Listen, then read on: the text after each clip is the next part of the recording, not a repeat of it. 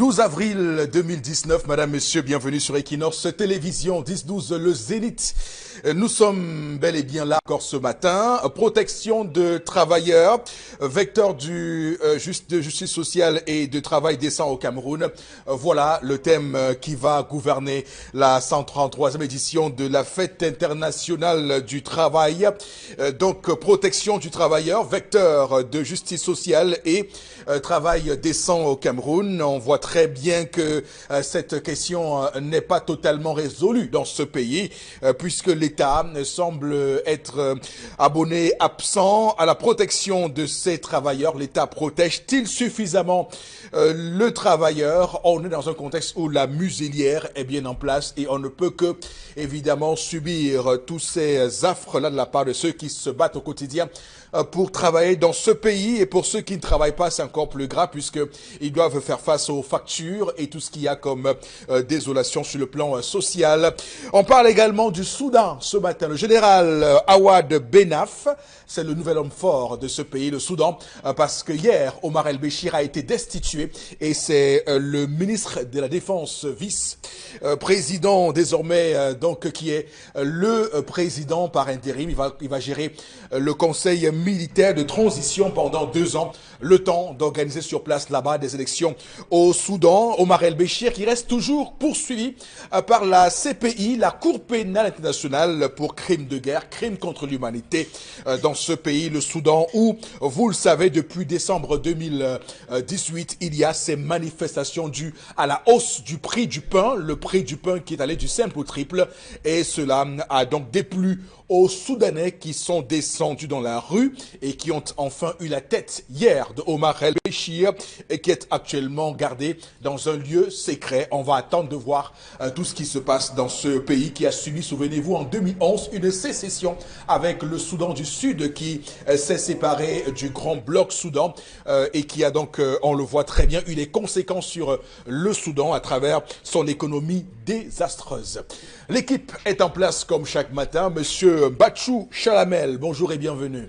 Bonjour, monsieur Eric Fopoussi-Negou. Bonjour à tous les téléspectateurs. Non, Tif Moukete, arrêtez de manipuler le peuple avec vos larmes de crocodile et jouez aux vierges effarouchées. Dites au peuple que vous vous étayez la part du lion en toute impunité, des hectares et des hectares de palmiers, les plantations de palmiers de la CDC depuis 1960. Ce n'est pas moi qui le dis. C'est les réponses qu'on envoie désormais à Tif Moukete concernant sa sortie. Et c'est via les plateformes numériques. Donc, allez consulter, vous allez vous rendre compte que désormais, on répond au berger, au souris de la bergère, en lui disant, monsieur Moukete, Tif Moukete, vous l'avez dit, désormais préparez-vous à recevoir des boules et des boulets vraiment chauds. Vous allez très bien ce matin, Chalamel? Je vais très bien, monsieur Eric Fopoussi. Il y a des choses qu'on ne savait pas, qu'on découvre déjà. C'est bien. L'histoire du Cameroun avance. Permettez-moi de vous demander. Oui, monsieur Eric Fopoussi. Avec insistance. Vous allez bien ce matin, oui. Je vais très bien, monsieur Eric Fopoussi, parce que beaucoup de sujets sortent au sujet de la famille Noni, Mafani, Mouna, beaucoup de choses sont déjà en train de sortir. Il fallait que Tif Moukete sorte pour qu'on apprenne que pratiquement une partie des villes du Cameroun ont été taillées et partagées entre ces grandes familles. Donc, c'est important que le peuple soit connu. Cette bataille, quand même, nous aidera à comprendre beaucoup de choses sur ce pays qu'on a caché, l'histoire de ce pays qu'on a caché. Donc, on sait déjà que depuis 1960, il y a des choses qui ont été gérées, monsieur. D'accord, mais sauf qu'il faut faire attention. Non, sauf qu'il faut faire attention à la manipulation, à tout ce qui va être fait pour discréditer le patriarche, parce que ce qui est certain, on peut reprocher aux gens ce qu'on veut, mais il y a un minimum de consensus qu'on doit avoir, c'est qu'il l'a dit est réel. Le peuple est en train de mourir au sud-ouest et au nord-ouest, ça c'est une réalité. Qu'elle sorte de la bouche de Moukete ou de Mbachou, c'est la vérité, c'est ce qui est réel. Il y a aussi il y a une question de la forme de l'État.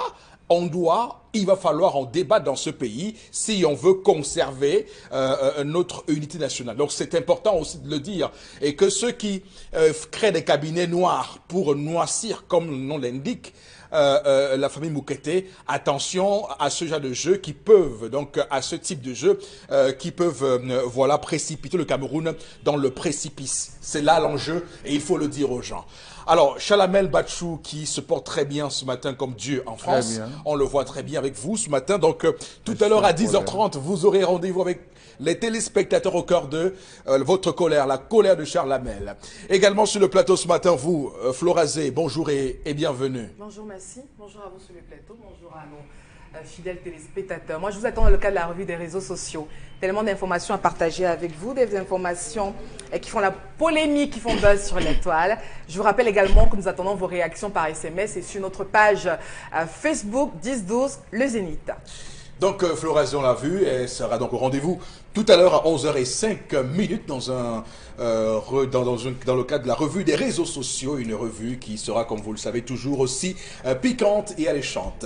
Également sur le plateau ce matin, Bengal, bonjour et bienvenue. Bonjour, monsieur Fopossi Negou. Bonjour à vous, chers téléspectateurs. Madame le ministre des Enseignements secondaires est-elle venue consoler la famille de l'enfant décédé, alors du jeune lycéen assassiné au sein de l'établissement? Est-elle venue toucher du doigt les problèmes du lycée? Ne les connaissait-il pas, ces problèmes qui sont dans nos lycées et collèges? Madame le ministre, qu'êtes-vous venu faire à Douala? Merci. On peut dire session de rattrapage. De rattrapage. Elle vous a écouté. On échouait aussi lors des sessions de rattrapage. Elle vous a écouté. Non, je veux dire qu'au départ, elle avait prévu de ne pas être là. Mais on a beaucoup parlé et il fallait qu'elle vienne assurer son rattrapage. Et elle a fait hier, on va dire, la visite de la honte, comme a dit ce matin, la nouvelle expression. On va démarrer l'émission de ce matin, madame, monsieur, avec la première articulation. Voici l'histoire du jour, contée par Karine Sontia. Bonjour et bienvenue. Bonjour Eric Fopossi, bonjour aux téléspectateurs du 10-12 le Zénith, bonjour au plateau.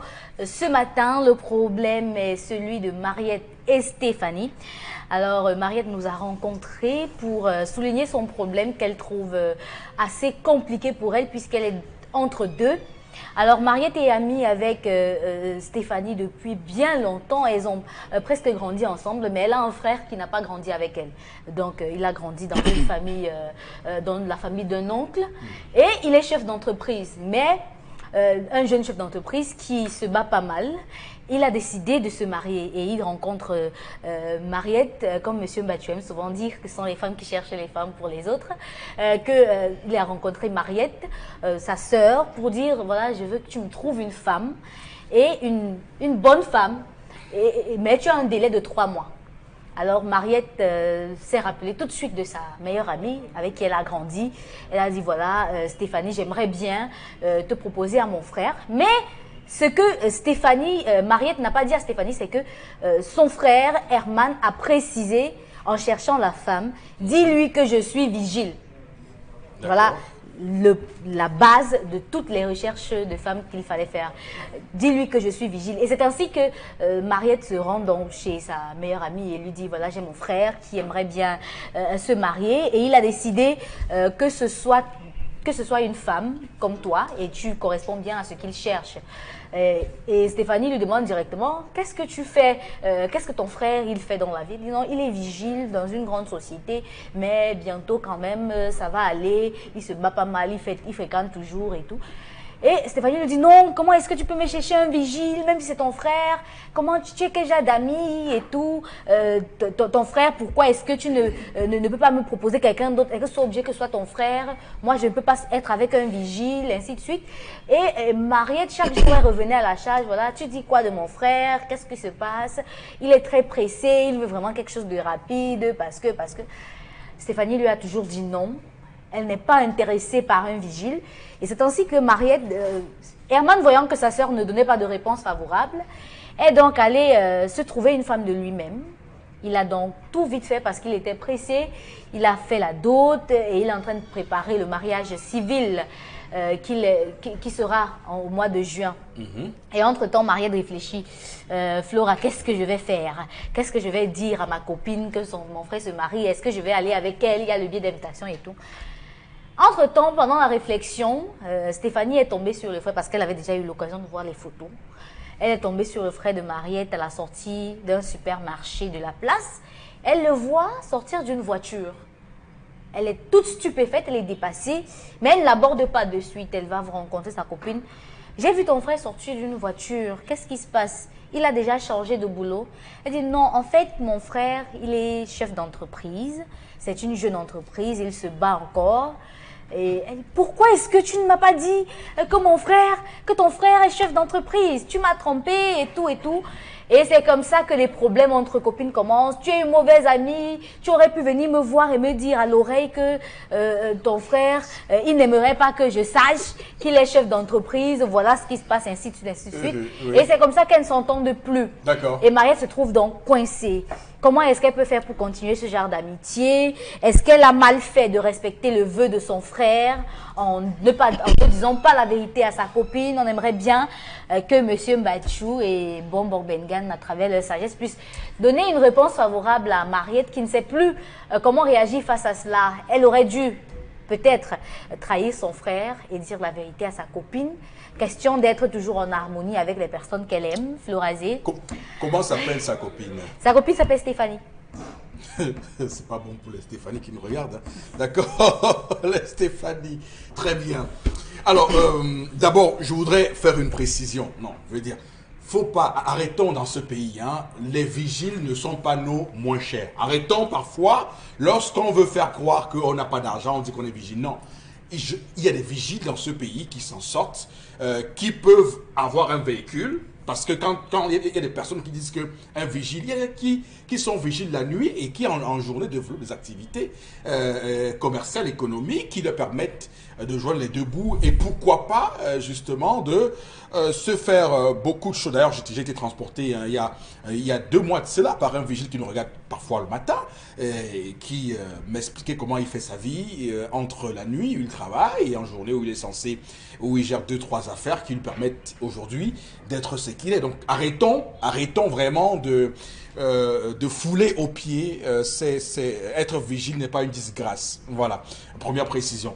Deuxième précision, cette Stéphanie qui a semblé vouloir toucher le gros lot, qui est passé à côté du gros lot, parce que s'étant évidemment laissé tromper par cette idée que les gens ont en général des vigiles, voilà, ça commence à bien faire pour elle. Alors Florazé, je vous pose la question, y a-t-il une disgrâce à sortir, à se marier avec un vigile? Mais non, c'est un être humain. Maintenant, à chacun ses choix de vie, ses critères, etc. Et tout, il faut les respecter. Donc, ce matin, aujourd'hui, j'ai envie de dire qu'il n'y a pas de sous-métier, il y a des autres personnes. Donc, vous pouvez rencontrer une personne, vous avez vos atomes crochus. Le plus souvent, même, vous ne vous demandez pas de quelle famille il est issu, de quelle région il est. Tout de suite, c'est le coup de foot. C'est bien après qu'on pense que oui, maman est ici, papa est ici, etc. Et tout. On a même souvent vu des frères et sœurs s'aimer à la folie. C'est après, quand on fait des recherches, qu'on constate que non, en fait, c'était le fils de maman, etc. Et tout. Donc, de prime abord, chacun est libre de faire ses choix de vie. On a affaire à une fille, à une femme qui avait ses calculs dans sa tête, elle avait eu un idéal de personne, elle avait déjà construit quelqu'un dans sa tête et justement, elle n'est pas tombée justement sur la bonne affaire. Donc, le tout ici, vous savez, quand on parle des sentiments, si elle était réellement, ça c'est aussi la cause des mariages arrangés, qu'on calcule, des relations calculées et autres. Par contre, quand vous êtes guidé par les sentiments, à un moment donné, ce n'est pas vous qui faites. Vous pouvez même tomber amoureuse d'un fou, d'un déréglé mental. Hier, on parlait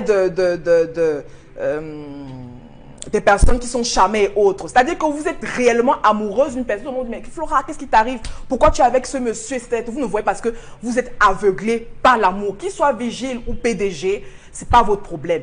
Il peut même être PDG et avoir un passé très ténébreux. À ce moment, vous faites comme... Maintenant, ça dépend des critères. Maintenant, j'en veux un peu à la jeune fille ce matin. Pourquoi? À qui? Stéphanie ou Mariette? La sœur du monsieur ou la copine de la sœur du monsieur? Non, la sœur du monsieur, c'est la copine. Et qu'entre vous savez, oui. Qu'est-ce qui lie les deux copines, les deux amis? Est-ce qu'elles se sont rencontrées du jour au lendemain? Parce qu'il y a quand même entre amis, entre copines, on a nos divers, si je vais entrer, on a nos commentaires, on a nos relations constituées, etc. Et ça veut dire qu'elle savait que sa sœur était en besoin, elle avait besoin d'un mari, etc. Et elle avait trouvé que justement, sa copine était la mieux placée pour. Qu'est-ce qui s'est passé en cours de chemin? Ça veut dire qu'elle a pris le temps d'observer sa copine. Elle a pris sur elle justement de faire ce choix. Ok, d'accord, non, ma copine, elle a mieux placé pour être la femme de ta vie, etc. et tout. Maintenant, c'est que il y a pas, maintenant on passe par il y a les soupçons, il y a que le monsieur peut-être en lui n'est pas très sûr. À un moment donné, la fille, la copine n'est plus très sûre de son ami. Non. Vous savez, même quand vous rencontrez les gens dans la rue, laissez les gens affronter la vie, les difficultés. Je vous rencontre aujourd'hui. Si demain, après-demain, je constate que j'avais fait un mauvais choix, j'assume mon mauvais choix. Alors, si que le monsieur se présente comme il est et que les gens, comme vous l'avez dit, arrêtent d'usurper ou de porter des carpes qui ne sont pas les leurs. Vous êtes comme vous êtes. Présentez-vous comme vous êtes. Maintenant, c'est à vous, selon vos enquêtes, vos sentiments, etc. et tout.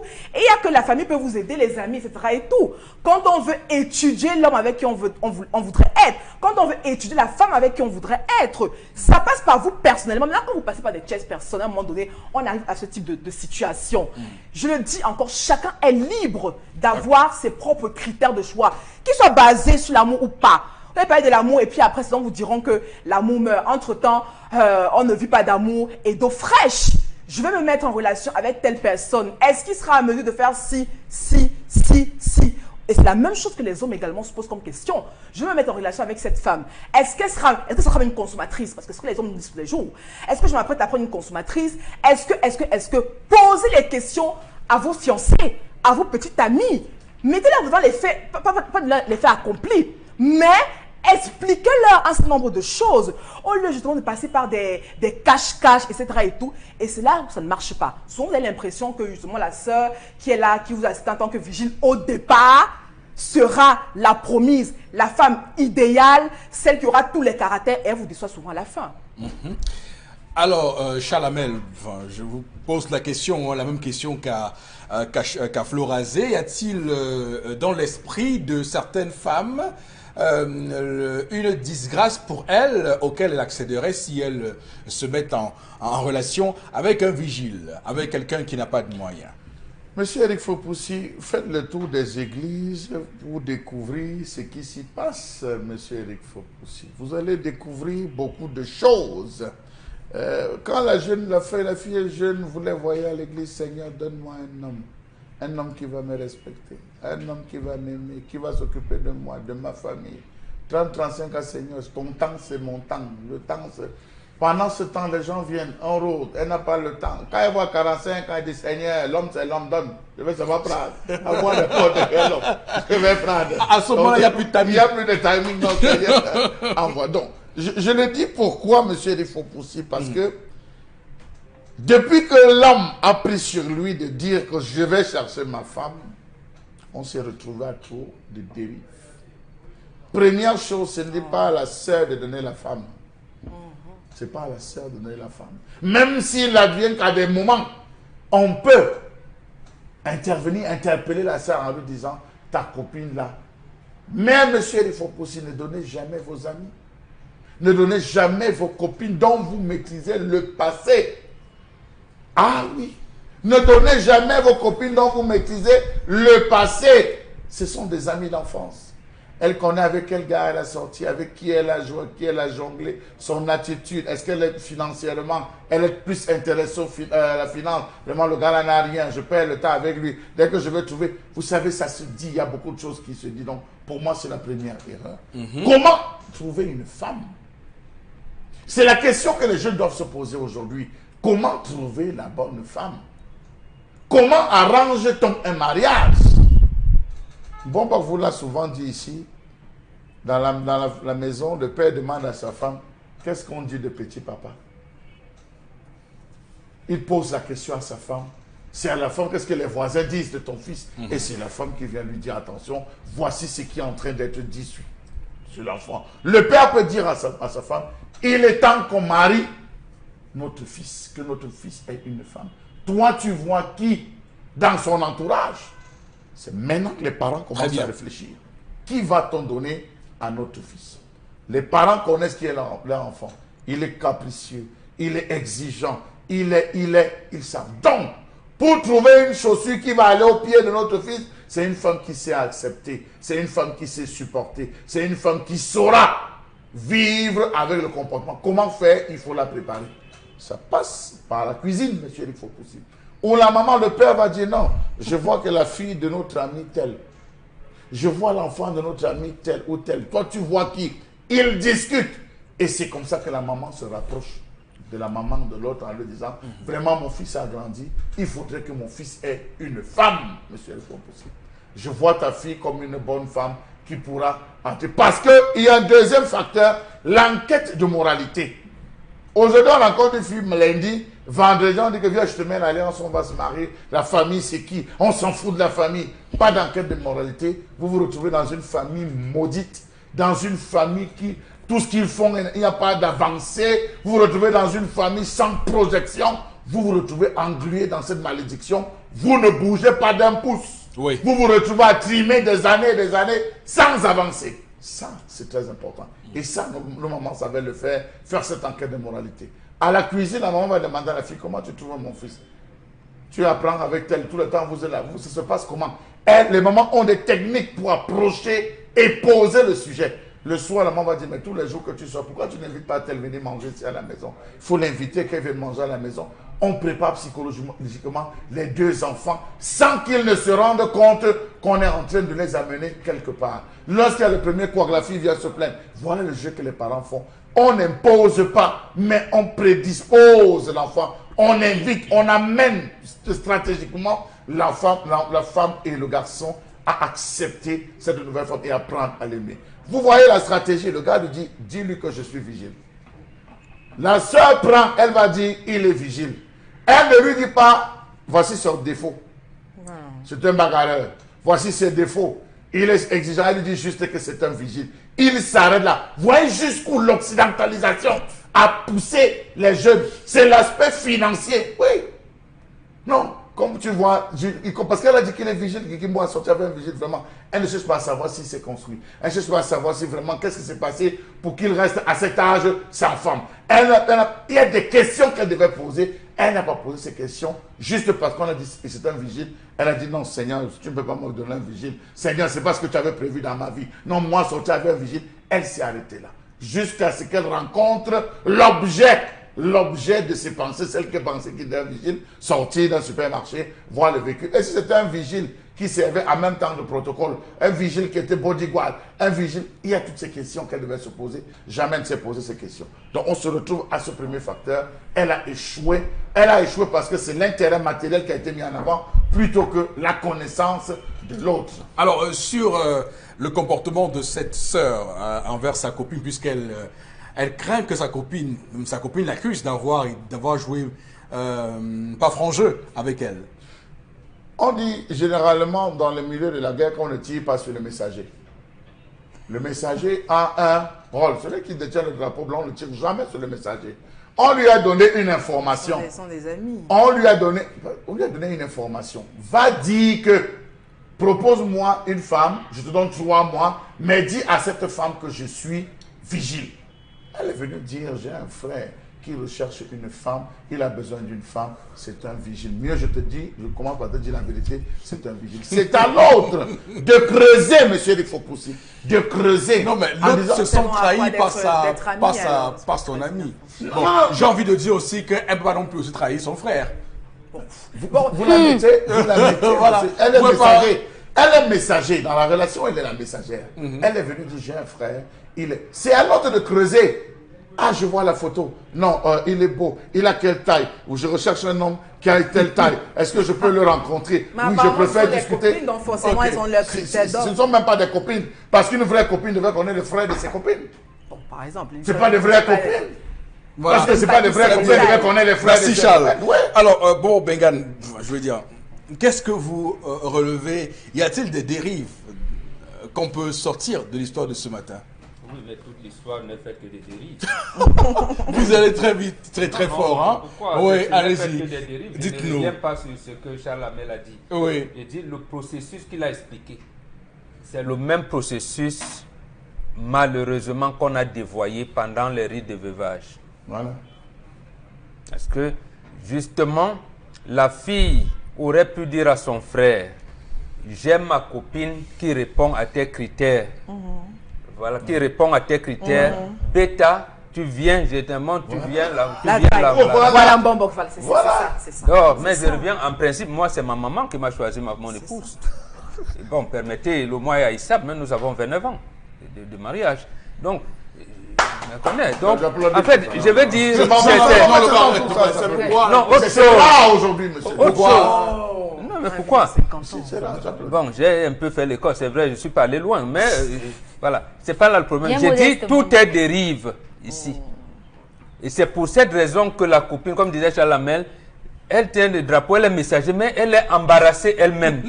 Elle est embarrassée au regard de l'histoire. Mais je prédis également que ce bonhomme ne va pas faire un bon mariage.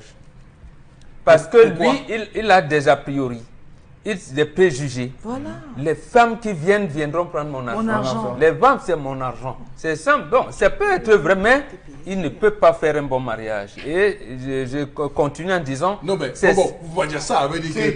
Oui, Non, parce mais que vous dites- justement, il a un vous problème dans dites- sa vie. Non, je pose juste la question. Hein, je pose juste la question. Est-ce que c'est un problème en soi de s'assurer que on puisse aimer autre chose en lui que l'aspect D'accord. financier? Je vous prends C'est- un autre cas. Oh, oui. Comment le fils d'un gardien, d'un jardinier, peut sortir avec la fille du patron? Ça veut dire quoi? Et quelquefois, dans des familles, vous regardez ça dans les films. C'est tous les films qui montrent ça. Voilà. Non, certains Follement films. amour. Tous Où les la films ménagère, follement. la ménagère est là. Bon, dans le Son réel, fils c'est était- dans le réel, c'est la Attendez. fiction. Hein. Non, ce n'est Donc, pas. on- Même dans le réel, ça heureusement que existe. vous dites que Voilà. c'est le film. Le fils du milliardaire qui tombe amoureux de la Voilà. ménagère. C'est la fiction, ça. Mais bon, dans le réel, c'est bon. Voilà.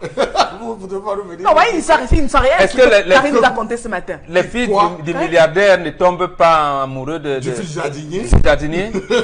Bon. Ah voilà. Je déjà quoi, enfin, Non. c'est que dans les films que ça existe. Le mariage, quand Oui. on dit les liens de mariage, ma femme, mon mari, ça veut dire que c'est la mort qui doit vous séparer. Donc pour que vous viviez les hauts et les bas, qu'est-ce qu'on supporte dans le mariage? C'est les défauts.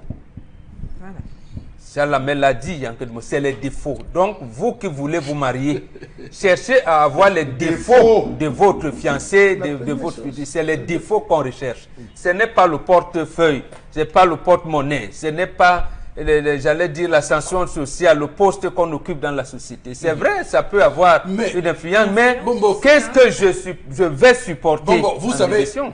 généralement, moi je prends juste, généralement, je précise, je ne suis le porte-parole de personne, je pose des questions pour qu'on essaie d'exploiter le sujet, parce qu'on pourrait me faire une position d'intention. Généralement, les gens ont une inquiétude. Aujourd'hui j'ai l'argent, demain, si demain ça arrive que je n'ai plus, est-ce que cette fille va rester?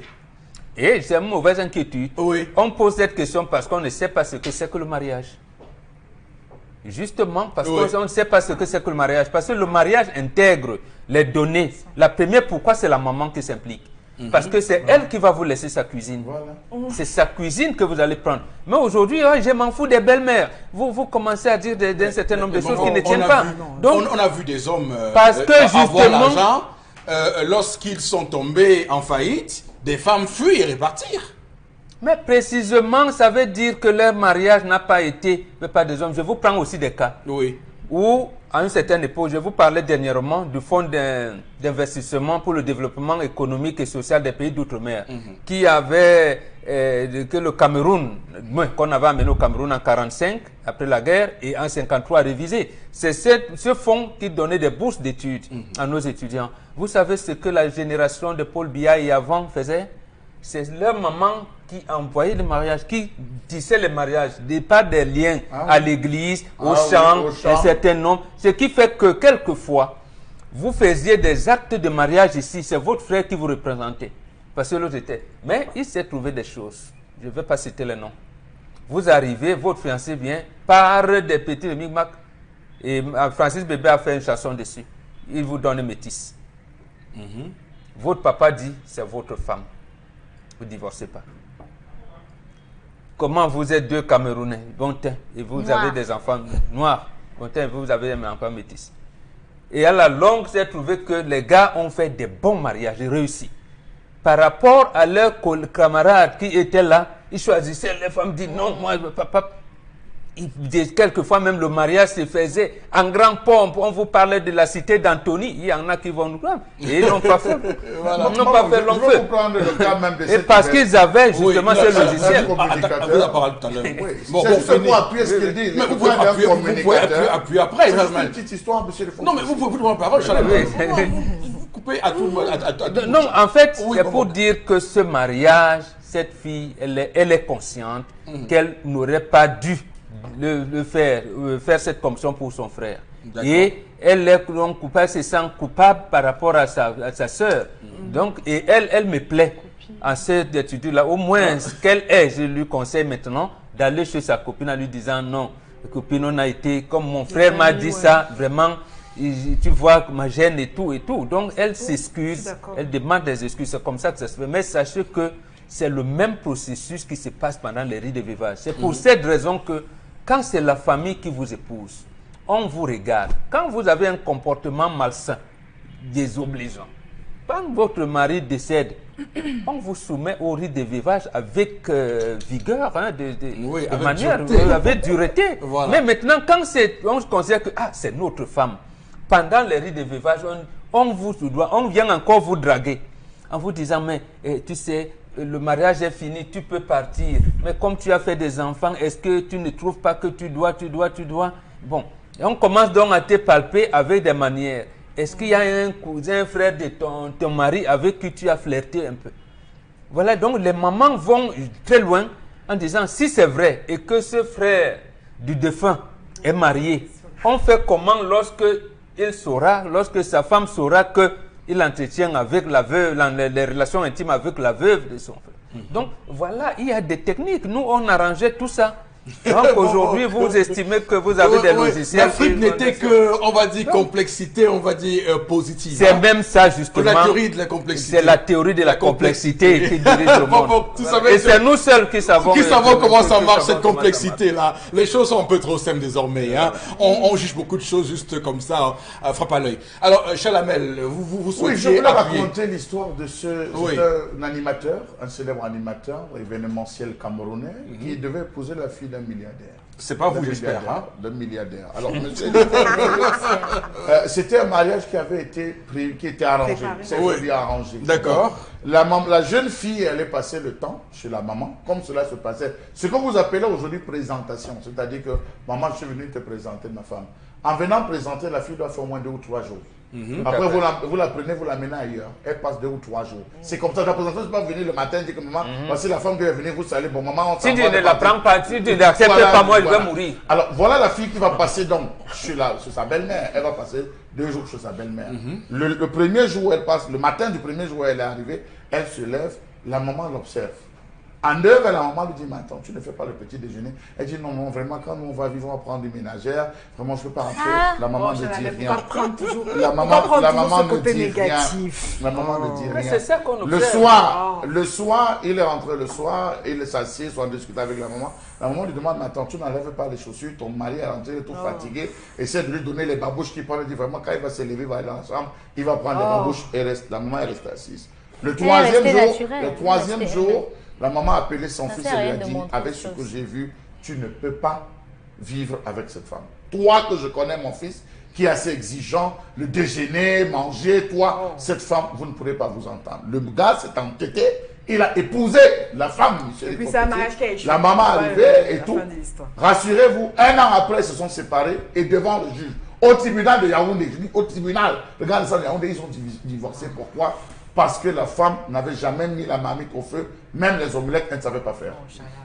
Donc, pour vous dire que parfois, l'œil, quand on dit que l'œil des parents compte, l'œil des autres compte, c'est sur des petits détails qu'on vit le mariage. C'est pas sur des grands détails, c'est sur des petits détails qu'on vit le mariage. Ok, très bien, c'est Donc compris. voilà un détail comme celui de la pauvreté. Elle n'a pas voulu intégrer Parce qu'en fait, Vigile, c'est pauvre. Elle n'a pas voulu intégrer qu'ensemble, ils pourraient se battre pour chercher. Elle s'est Alors, déjà un homme qui a déjà tout. Alors, je rappelle bien que les vigiles, il ne faut pas qu'on s'apitoie sur leur sort. Voilà. Même si on souhaite qu'on améliore leurs conditions de travail, mais il faut qu'on cesse de les noircir. Avec ce qu'on dit. Alors, Karine Sotia va également parler dans l'histoire de ce matin. Quel est votre propos, madame? L'histoire de ce matin nous montre effectivement que négocier pour une autre personne n'est pas évidente. Parce que dans ce genre de relation, on a toujours peur que soit ça marche pas. Parce que quand ça marche pas, on est la mauvaise personne. Quand ça marche, on est la personne parfois qu'on ne veut pas voir, qu'il faut mettre de côté. Puisque ça pouvait marcher et que sa copine découvre plus tard que le monsieur, il est un homme bien, il a beaucoup d'argent et tout. Et après, leur amitié se gâte juste pour ça. Donc, moi, je me dis que c'est une amitié biaisée dès le départ. Stéphanie et Mariette ne sont pas les amies. Elles sont tout sauf des amies. Parce que je ne peux pas quand même être ta copine et je viens te dire une chose. Parce que ça veut dire que même si tu te maries avec mon frère et que tu changes un peu ton comportement, je vais commencer à mal interpréter ce que tu fais. Vous n'êtes pas des véritables amis. Peut-être vous étiez des connaissances, mais vous n'étiez pas ce qu'on appelle des meilleurs amis. Maintenant, il n'est pas évident pour quelqu'un de trahir sa famille, son sang. Parce que les amitiés finissent, mais jamais le lien de sang ne se termine. Ça veut dire que c'était naturel pour Mariette de garder ce secret. Mais de toutes les façons, ça aurait peut-être pas être Stéphanie qu'elle aurait choisi. Bonne nouvelle ce matin, madame, monsieur, puisqu'il y a le retour de nos fameux messages avec Florazé. Il aurait fallu que je vous titille un peu hier. Florazé, allons-y, quelques messages. Oui. Alors, cette première réaction. Maman Stéphanie, toi-même, tu bosses où? Il y a les vigiles qui touchent plus qu'un directeur d'agence ici dehors. Vous voulez sûrement les hommes en costard. Alors, mon humble ami, la sœur a bien fait aussi de ne pas donner le profil exact de son frère. Voilà. En tout cas, Stéphanie est une... objectivement, nous dit notre cher ami ce matin. Autre chose par rapport à l'histoire du jour, dans ce cas, Stéphanie ne veut pas épouser le frère de sa copine parce qu'il est un vigile, mais il y a quand même des vigiles ici dehors qui réussissent à vivre normalement. C'est vous qui avez mené le sujet. Mais c'est vous. Voilà. Non, mais c'est important. C'était important aussi de rétablir certaines vérités. Non, les gens ont eu une mauvaise... Je veux dire, les gens ont un mauvais regard... Ou se trompent de regard, voilà, le terme est le MELC, se trompent de regard sur les vigiles. Hein. Les vigiles ont une vie. Attention, faut pas se fier à leur apparence. Ils se plaignent, c'est vrai, de leurs salaires qui sont minables, mais des gens, ils sont nombreux qui ont réussi à développer à côté. Des petites négociations. Ils ont réussi à développer à côté des activités connexes qui leur permettent de s'en sortir, comme toute autre personne. Allez-y, oui, Florazé. Mylène à Gaoundéré réagit. Elle dit que Stéphanie est une mauvaise amie, elle est matérialiste, du coup c'est une mauvaise copine, c'est une mauvaise copine pour Henriette et Dieu merci, elle ne va pas se marier avec le frère d'Henriette, elle ferait une très mauvaise épouse. Oh bon, bah, et puis, arrêtons un peu avec le matérialisme. Mais qui n'est pas matérialiste, qui ne souhaite pas, avoir une vie meilleure. Des concepts. Non, mais Chalamel, vous pouvez dire ça, vous. Mais si on le dit à mon dos, vous absolument. Je veux dire, moi, monsieur les faux. Chalamel, je veux dire, arrêtons un peu souvent, hein. Vraiment, la télé fait des choses. Arrêtons. Oui, la télé fait des choses. Je dis moi. Allez-y. À chacun ses critères. Allez-y, Florazé. Oui, je trouve que Mariette n'a pas normalement étudié sa copine. Pour ça, elle n'a pas à s'inquiéter. Sa copine aurait dû passer un bon nombre de questions sur l'homme. C'est Eugène de Tchang qui réagit depuis Bafou. Tchang Bafou. Autre réaction, c'est bien fait pour Stéphanie. De nos jours, on a trop de filles matérialistes. C'est Jules qui réagit. Les filles matérialistes.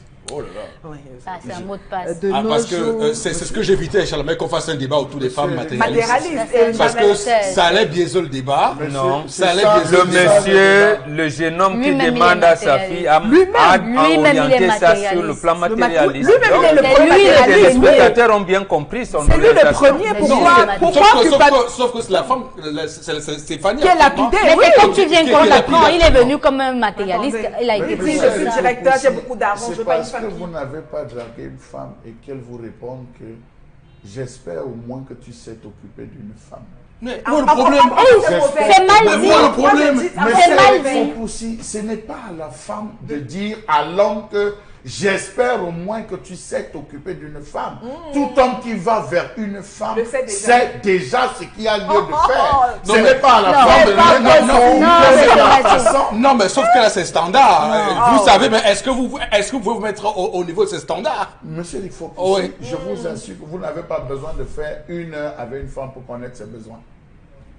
Vous n'avez pas besoin de faire 1 heure avec une femme. Si vous faut 4 jours, je dis 1 heure, Oui. pour connaître quels sont les besoins de certains type de femme. voilà. Et vous mettre à son diapason. niveau. à son diapason, À son pour diapason. disparaître. Oui, Pour bien sûr. disparaître. C'est-à-dire, après avoir échangé, vous savez qu'ici, là, quand je continue, je vais me casser le bras. Mieux, je disparais. Et vous disparaissez en silence. Voilà. Ça existe. Donc, ça veut dire que ce n'est pas la femme. Lorsque la femme le met devant, Non, met mais- ça en avant, c'est Charles- l'aspect matériel. Et aussitôt, ça Charles, tombe. je préfère une femme comme ça qu'une autre qui fait semblant. Semblant, vraiment. Je Elle, préfère au moins, une elle n'est femme pas hypocrite. C'est justement, Ouais. Charles Amel veut vous dire comment détecter une femme qui fait semblant.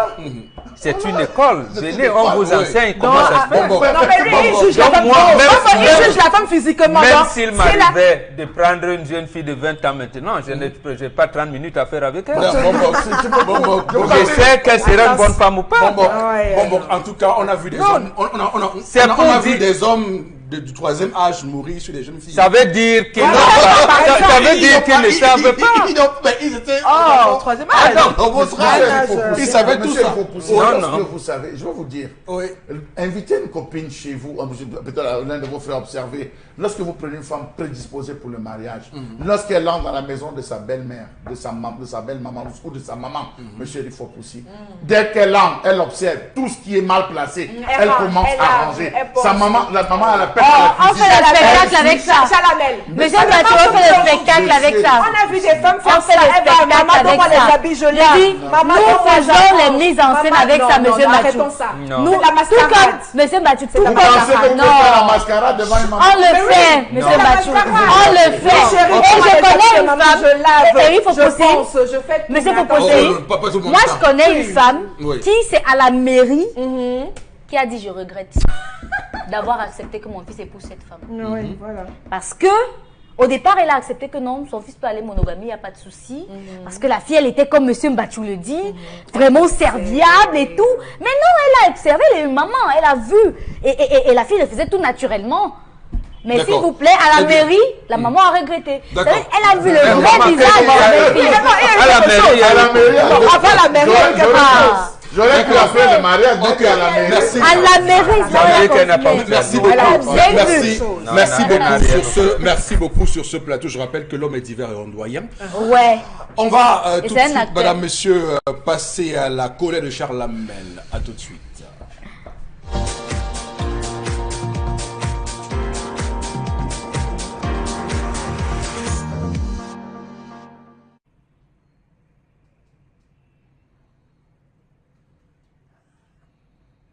Je m'interroge ce jour sur la question de l'abandon des postes de fonctionnaires dans les zones rurales, postes agricoles, délégué départemental des sports, délégation départementale de l'enseignement secondaire, délégation départementale des affaires sociales, délégation départementale de la promotion de la femme et de la famille, délégation départementale des pêches et des industries animales, de l'élevage des pêches et des industries animales. Faites le tour de beaucoup d'arrondissements, vous allez vous rendre compte qu'on ne les voit pratiquement pas. Et que tout le temps, ils sont rappelés à l'ordre par les sous-préfets, qui eux-mêmes fatigués, finissent par baisser les bras. Je m'interroge sur le pourquoi de la désertion des postes de ces fonctionnaires d'État qui continuent malgré leur absence à percevoir de l'argent. Je m'interroge sur la complexité qui existe entre les responsables régionaux et les déserteurs. Le Cameroun, depuis près de 20 ans, a mal avec ses agents, mieux ses fonctionnaires, car ceux-ci ont du mal à prendre effectivement le service dans les zones rurales. L'extrême nord a vécu tout récemment la traduction devant le conseil de discipline de près de 600 fonctionnaires, parmi lesquels des enseignants. Comment comprendre qu'aujourd'hui, personne ne peut dire avec certitude le nombre d'agents et fonctionnaires employés par l'État?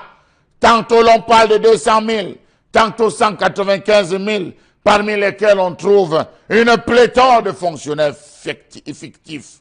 La désertion des services publics dans les zones rurales constitue un drame sur le plan humain, entraînant la désaffection des populations vis-à-vis des structures étatiques, réduisant de leur fait l'accès aux services de base.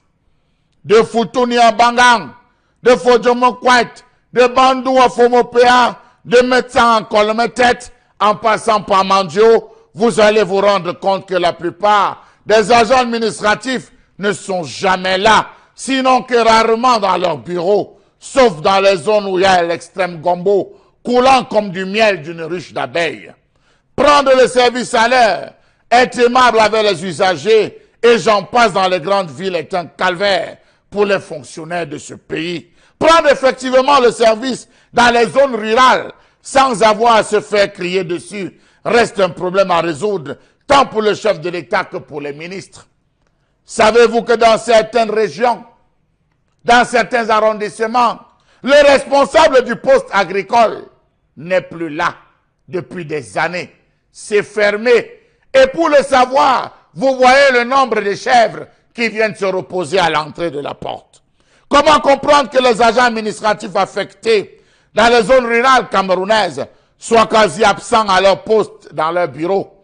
Comment comprendre que rien n'est fait pour résorber ce problème et on souhaiterait être émergent en 2035? Vous ne pouvez faire un tour dans les zones de Ngalemendouga, Fotokol, Ngolia, Kontia, Mulundu, Beka, Mwanko, Abongbang, Poli, Moulvoudaï, sans constater l'absence qu'il y a des agents administratifs. Les populations affirment, larmes aux yeux, que pour signer un papier, il faut attendre à peu près 2 jours à 2 semaines. Des responsables qui ne sont jamais là, parce qu'en congé maladie, en tournée, en réunion avec la tutelle et que sais-je encore. Dans les écoles, ce sont les directeurs qui se retrouvent parfois à enseigner 5 à 6 classes. Certains lycées sont sans classe de 3e parce que les enseignants ne sont jamais venus depuis leur affectation. Vous avez des centres de santé qui sont sans médecins, mieux encore spécialistes, pourtant affectés par les bons soins des hauts commis de l'État. Cas de l'hôpital d'Akonolinga, allez voir de ce côté, vous allez vous rendre compte que là-bas on en souffre. Plusieurs dizaines de centres de santé intégrés et de centres médicaux d'arrondissement ruraux sont désertés par le personnel soignant, alors que des centres de santé urbains sont en sureffectif. À titre d'exemple, 25% de médecins, 38% d'infirmiers exercent en zone rurale pour desservir 46% de la population, selon le ministère de la Santé publique. Alors dites-moi, on joue à quoi dans ce pays? De nombreux fonctionnaires travaillent dans des sociétés privées ou sont exilés à l'étranger, mais perçoivent des salaires. Jamais rien n'est fait. Posons-nous donc la question de savoir comment est-ce que sont gérés les postes agricoles, comment est-ce que sont gérés l'enseignement secondaire, les sports, ah oui, éducation physique et sportive dans certains établissements, dans certains arrondissements, ils ne sont jamais là. Ils ne viennent que pour la fête de la jeunesse. Ils ne viennent là que pour le défilé du 1er mai. Ils ne réapparaissent que pour le 20 mai. Après, on tombe malade, on disparaît. On touche son argent, on vit bien. Et tout se passe comme s'il n'y avait pas de problème. D'abord, première chose à dire, Chalamel, votre colère rentre dans l'ère du temps et on comprend que c'est d'ailleurs la conséquence de quelque chose qui est assez remarqué dans ce pays, c'est que nous avons des fonctionnaires fictifs.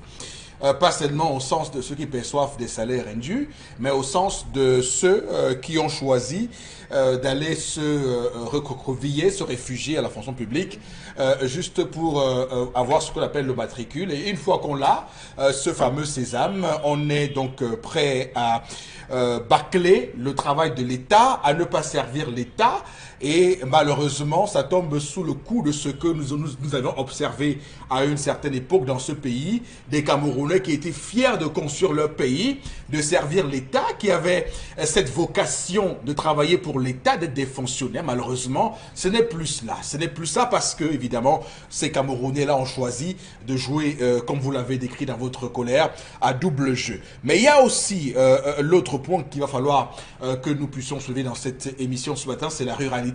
Comment avons-nous développé nos terroirs dans ce pays? On voit très bien qu'il y a beaucoup de zones dans ce pays où il n'y a pas d'accès à l'eau potable, d'électricité, rien du tout. Donc il n'y a pas eu un plan de développement de nos zones rurales. Ça pose également un problème pour pouvoir mettre nos agents publics dans un minimum de confort lorsqu'ils vont travailler. On voit également que les voies de communication sont parfois inexistantes dans ces différents coins du pays. Donc c'est un travail que l'État doit faire.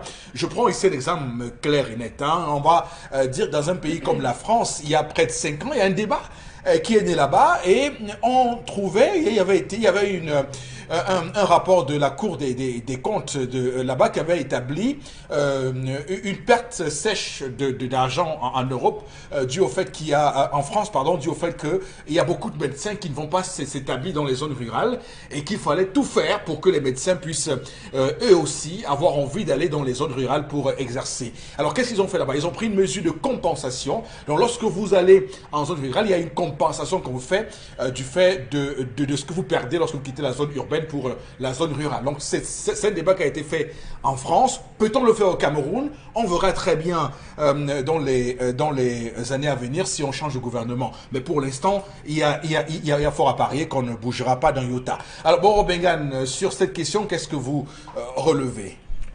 La question fondamentale, ou alors l'orientation principale prise par le gouvernement depuis les années 60, c'était, je cite, approcher l'administration des administrés.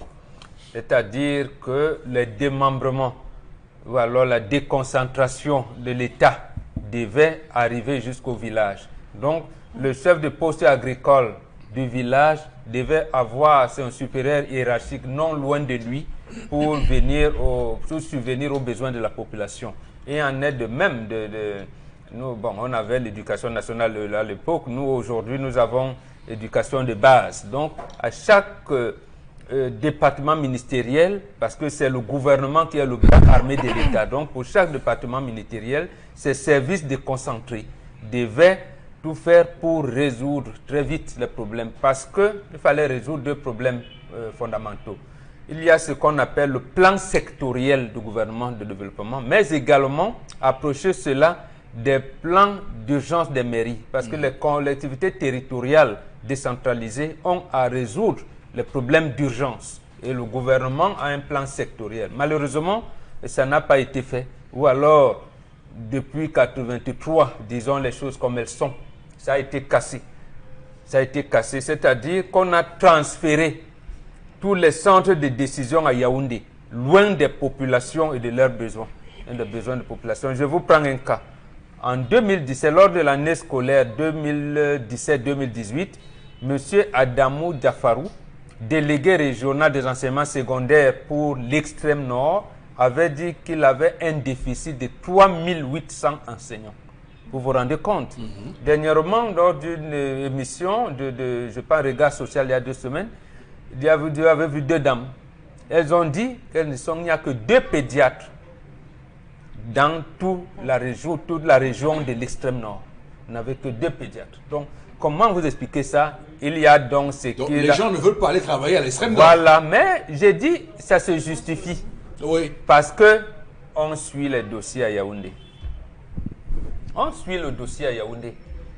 Comment vous pouvez me dire qu'un enseignant, il fait 5 ans. Il sort de l'école normale supérieure, il fait 5 ans, il n'a pas de salaire. C'est-à-dire, généralement, à l'époque, avant le renouveau, ou même au début, lorsque vous sortez, vous êtes fonctionnaire, vous prenez le service, bon, il y a des petites commodités d'usage et votre rappel venait très vite. On vous fait un rappel qui vous permet de vous installer. Qui vous permet de vous installer et tous les 2 ans, vous avez ce qu'ils appellent un avancement indiciaire. C'était automatique. Mais pourquoi c'est grippé? Et je pense que là aussi, c'est le ministre, l'actuel ministère de la fonction publique et de la réforme administrative, il a dit dernièrement devant les députés, il dit, mais chers élus, honorables, le système SISIPES 2 est bloqué parce que le fournisseur ne nous a pas tout donné. Vous voyez donc que les dossiers sont bloqués. Donc vous voulez dire que le fait que ces fonctionnaires ne soient pas payés pour les nouveaux, hein, oui. Mais bon, après, c'est pas seulement eux qui posent problème. Il y a beaucoup d'autres qui ont fait 10 ans, 20 ans dans la fonction publique, mais qui ne vont pas au travail. Oui, Il n'y a mais pas que ces nouveaux non, fonctionnaires. ce laxisme existe. Oui. Mais je me suis focalisé à l'orientation donnée par la chronique de Charles Hamel.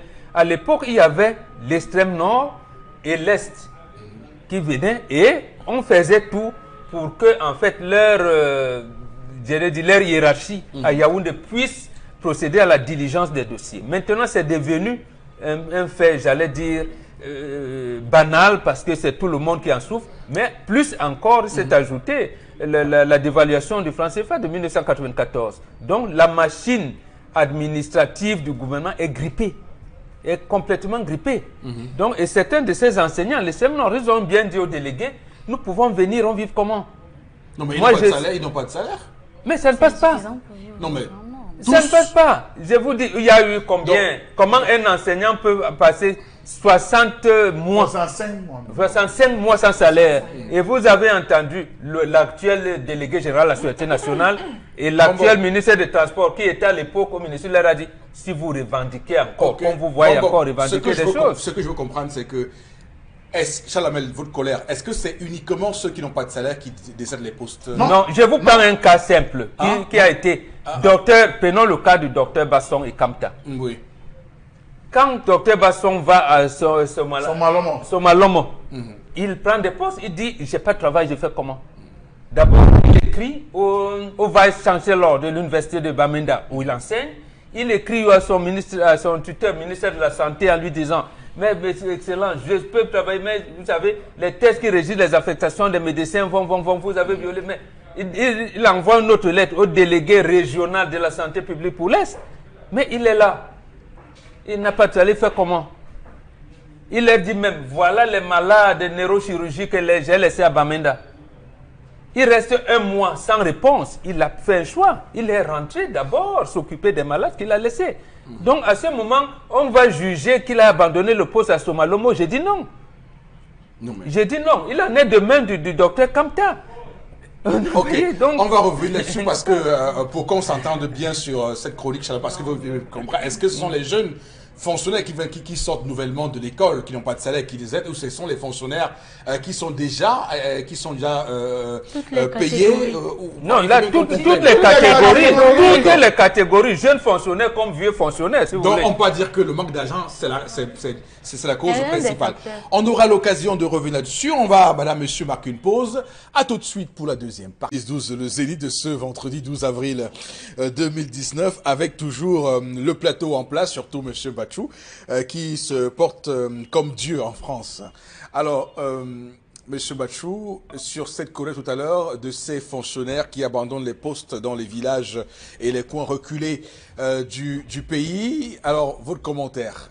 Monsieur Eric Fopoussi, Négou, permettez-moi de vous dire que tout petit, lorsqu'il nous arrivait de nous balader dans des zones comme Kolbison à Yaoundé, on avait deux structures. La première structure, c'était l'IRA, l'Institut de recherche agronomique qui est devenu aujourd'hui IRAD. On avait l'IRZ, Institut de recherche zootechnique ou zoologique, quelque chose. Il y avait une particularité, c'est que vers le stade, il y avait, M. Eric Fopoussi, des cases de passage. Ça veut dire que dans toutes les zones où il y avait des services déconcentrés de l'État, il y avait des cases de passage. Premier point. On affecte un proviseur au lycée de Ngalemendouga. Le proviseur arrive au lycée de Ngalemendouga. Déjà que pour y arriver, il faut être suffisamment serré comme une sardine dans une voiture. Vous faites 3 heures ou 4 heures, ou alors même 2 heures, je ne connais pas bien l'état des routes. En ce moment, à l'époque, vous mettez trop de temps d'heures en route. Vous arrivez avec les jambes entièrement ankylosées. Il faut vous faire un massage sérieux avant de sortir du véhicule parce que vos jambes ne tiennent pas, pleines de crampes. Vous arrivez dans un endroit où on cause difficilement le français. Vous devez vous adapter. Vous cherchez un habitat. Il n'y a aucune élite qui a construit une maison. Et même lorsqu'il y a une maison, il n'y a aucune élite qui veut se prêter à vous, qui veut se jouer au jeu de vous donner sa maison.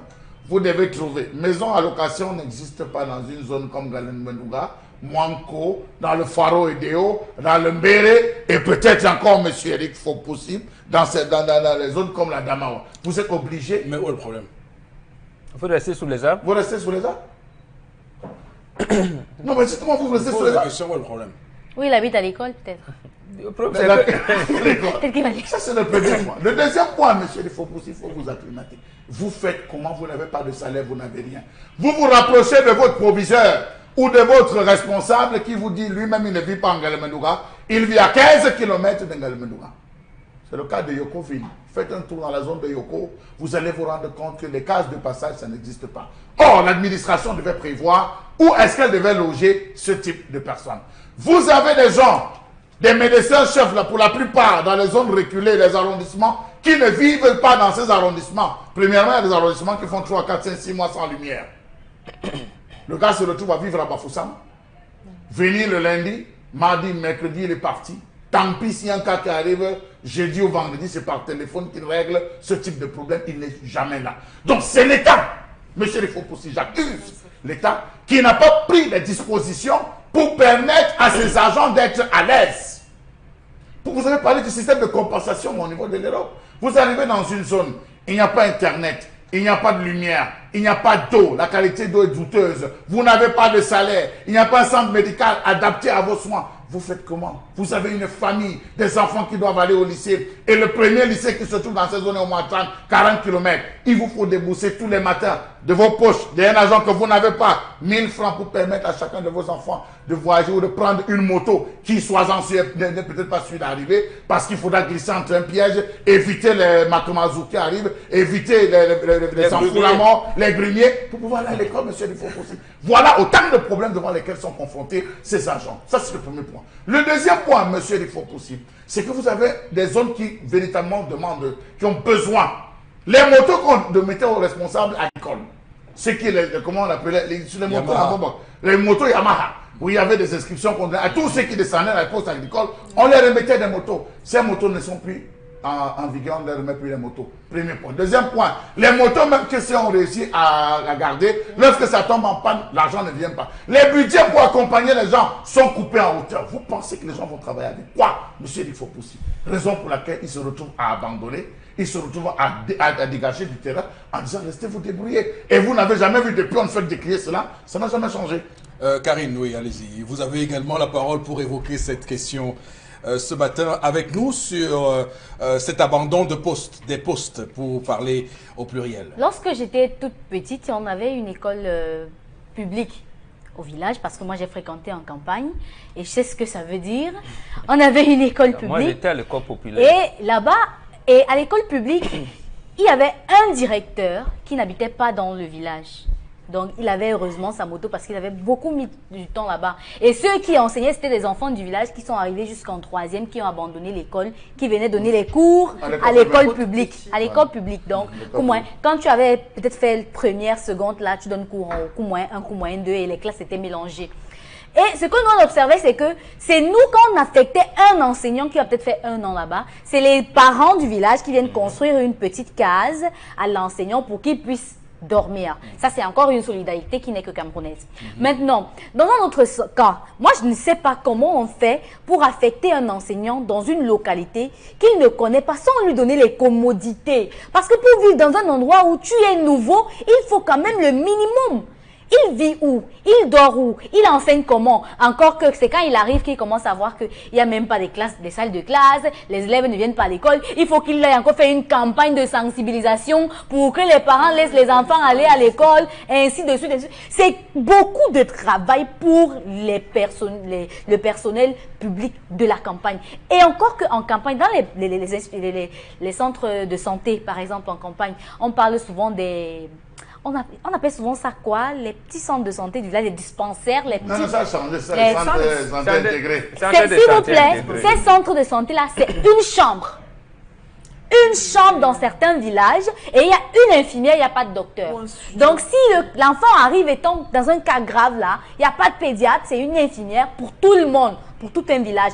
Et la distance pour y arriver, je vous assure, c'est... D'accord, très bien.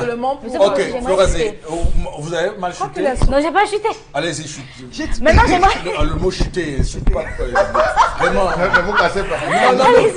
D'abord que ce mot n'est pas... Allez-y. n'a pas sa place sur ce plateau. Vraiment, vous savez, ce sont des termes que nous Les agents de l'État chutent en campagne. C'est oui, normal. allez-y, Karine, oui, allez-y. Oui, terminez votre propos. Oui, j'aimerais terminer en disant que de toutes les manières, on ne va pas dire qu'il faut un maximum de passion pour être enseignant. On enseigne parce qu'on a été formé pour. La passion en elle-même ne suffit pas. Raison pour laquelle tous ceux qu'on envoie en campagne finissent par fuir. Pourquoi? Parce que là-bas, c'est le calvaire. C'est le calvaire. On abandonne, on fait des dossiers, on part aux États-Unis, là-bas on sera reconnu. On part au Gabon, là-bas on sera reconnu, on aura un gros salaire et on abandonne son pays qui nous a formés. Donc... D'accord, très bien. Oui, et disons-le, c'est Bon. le calvaire. Bon, Florazé, je vais vous lire d'abord les messages et ensuite vous allez prendre la parole sur... Oui, non, juste pour accompagner Karine, c'est le calvaire quand justement vous arrivez même dans une région ou dans une localité que vous ne maîtrisez pas. Moi, j'ai toujours pensé que peut-être, bon, a évoqué justement résoudre le problème par secteur. J'ai toujours pensé que la solution serait justement d'affecter peut-être chacun chez soi. Moi, j'ai toujours pensé ça. On ne réussit pas le concept, ça. Parce que jusqu'ici, les méthodes qu'on a ont échoué. Ont échoué, on vous a fait, ont échoué. Moi, On je a pensais voulu que les abandonner, qu'on revienne aux méthodes qui oui, mais étaient là. quand peut-être affecter chacun et justement, ou peut-être les populations, enfin, celui qui est affecté, tant dans le domaine médical ou dans le domaine de l'éducation, sera peut-être mieux préparé à affronter les intempéries. Moi, je pensais... Peut-être. Ma maman causait 5 langues. 5 langues parmi lesquelles... Non, 5 langues, pourquoi? Du fait des multiples affectations de mon papa. Et mon papa lui-même causait 3 langues. Du fait de multiples faits des affectations. Aujourd'hui, l'angaoundéré, il fait 2, 3, 4 langues. Commence à parler le foufoudé. On l'apprend, on l'affecte, on la voit à Konolinga. Il se retrouve à aller à Konolinga. Il apprend. C'est comme ça que les vrais fonctionnaires, c'est ça l'intégration. Oui, je suis d'accord. Arrêtons de dire qu'on va envoyer un gars dans son village. Non, mettez les moyens. Quand même que justement que l'État aussi a échoué. On est en train de trouver les tentatives de solution pour régler moi je vous ai dit une ce problème chose, aussi. et bon, vous accusez l'État, c'est bon, mais bon, moi je vous ai dit ma part. Non, mais c'est Chalamel, je veux dire, je suis d'accord, votre colère, elle est tout à fait normale, mais il faut dire dans ce pays que les gens doivent travailler pour ce pays comme des soldats, comme des militaires. D'abord faites votre part. Première chose, et je vais dire une chose, il y a un business des affectations dans ce pays. Oui, la négociation. On doit arrêter ça. Les gens vont négocier à Yaoundé parce qu'ils veulent être affectés à Douala. Non, c'est important de le dire. Parce que nous parlions ici hier du cas de Omar El-Béchir. Le Cameroun est similaire au Soudan parce que là-bas aussi on a installé une corruption généralisée où tout est fonction de l'argent qu'on donne pour affecter quelqu'un. Les gens doivent arrêter ça. Si on vous affecte, vous y allez. Si vous avez choisi d'être fonctionnaire, vous savez à l'avance que ça demande qu'on fasse des sacrifices ici et là. Vous savez dire qu'on se suicide alors. Je peux vous dire, non, c'est pas qu'on se suicide. C'est que pour aller faire quelque chose, il faut être certain de ce qu'on va faire. Je rappelle que des journalistes, par ce métier par exemple qu'on fait actuellement, a des risques. Tout métier a un risque. Les gens doivent apprendre à se responsabiliser, à prendre en compte toutes les données qui sont liées au travail qu'ils veulent faire. Personne n'attache l'épée d'un individu à aller être enseignant. Quand vous êtes enseignant, sachez que vous allez enseigner dans les villages où il n'y a pas de... Il faut aller au Gabon. Donc attention. Il faut aller au Gabon. Et pour ceux qui disent ça, quand vous voulez travailler à Douala dans les zones urbaines, vous voulez que les enfants de Ngelemenduka soient enseignés donc par qui? Justement, non, ce n'est pas là. Attention. Monsieur Fopossi, les Camerounais sont mieux aguerris. Ils meurent au front. Boko Haram, nord-ouest, sud-ouest, ils continuent à être recrutés dans l'armée de la police. Voilà. Ça veut dire qu'ils aiment leur pays. Voilà. De la même manière, ils souhaitent seulement, Charles Lamel a dit, quelques commodités. Et ils s'en plaignent pas. Voilà, mais pour, justement, il faudrait donc on constate que les fonctionnaires sont abandonnés. On les envoie au suicide. Et moi, je ne peux pas leur demander de se suicider. Raison pour laquelle l'enseignante est vendeuse de beignets à l'école. En tout cas, c'était mon coup de gueule ce matin, Charles Lamel. Permettez-moi de l'avoir fait parce que j'avais très envie de faire ce... Je pense qu'il est passé ce coup de gueule. Vous parlez d'honneur et fidélité. Voilà, c'était important. Qu'on le fasse. Non, honneur et fidélité. C'est aussi important pour construire ce pays. Quand je le dis, je ne remets pas en cause ce que vous avez dit. C'est tout ça ensemble qui va faire en sorte que ce pays avance. Que chacun fasse ce qu'il a à faire à son niveau. Alors, Florence, on va lire quelques messages avec vous. Alors, il y a John Maïla Roger qui dit que vraiment, il faut être sur le terrain pour comprendre. Si vous n'êtes pas allé dans certaines zones pour toucher cette réalité du doigt, vous ne pouvez pas comprendre. C'est John Mala qui réagit à l'extrême nord. J'ai des dents. Ceux qui sont du côté de Poli. Les fonctionnaires qui sont à Poli doivent traverser, doivent se battre pour aller pour toucher leur salaire. Il n'y a pas aucun poste où on peut toucher son salaire là-bas. C'est un calvaire. Valdo à Bamenda dit que c'est à cause des mauvaises conditions de travail et délaissement des fonctionnaires par l'État. Moi-même, je suis fonctionnaire et je vous assure que c'est pas facile. C'est pas facile. Ce sont des réactions. Oui, c'est vrai. Ngounibe Ismaël à Guidgis réagit, dit peut-être que la solution est d'affecter chaque fonctionnaire chez lui, voilà, pour régler aussi ce problème. C'est terrible. Tout le monde souhaite avoir une belle vie. Face par rapport à l'histoire du jour, mais nos filles d'aujourd'hui, pour la plupart, sont attirées par des biens matériels. Autre réaction. Les meilleurs, chacun, parce que chacun justement regarde regarde tout simplement au matricule aussi, d'abord pour être bien, et ça fait en sorte qu'on en vient aussi à cette situation décriée ce matin. Thomas qui réagit aussi. Autre réaction par rapport à l'histoire du jour. Alors, de mon point de vue, je trouve que Stéphanie, c'est une fille matérialiste, un artiste à chanter. Quand quelqu'un laisse, quelqu'un prend. Et je trouve que Stéphanie est une mauvaise amie pour... Henriette nous dit-elle ce matin. Autre réaction, vraiment merci pour la colère. On a vraiment touché le véritable problème de la fonction publique, dit notre chère amie. Alors, autre réaction ce matin par rapport à l'histoire du jour. Les deux sont fautives dans cette histoire. Il faut simplement demander à la sœur de chercher une autre fille pour le monsieur. Voilà. Autre réaction, hier j'étais au ministère de la Santé pour le non-logement déposé depuis 2017 et en fonction depuis 2007. Ils me disent qu'il n'y a pas d'argent.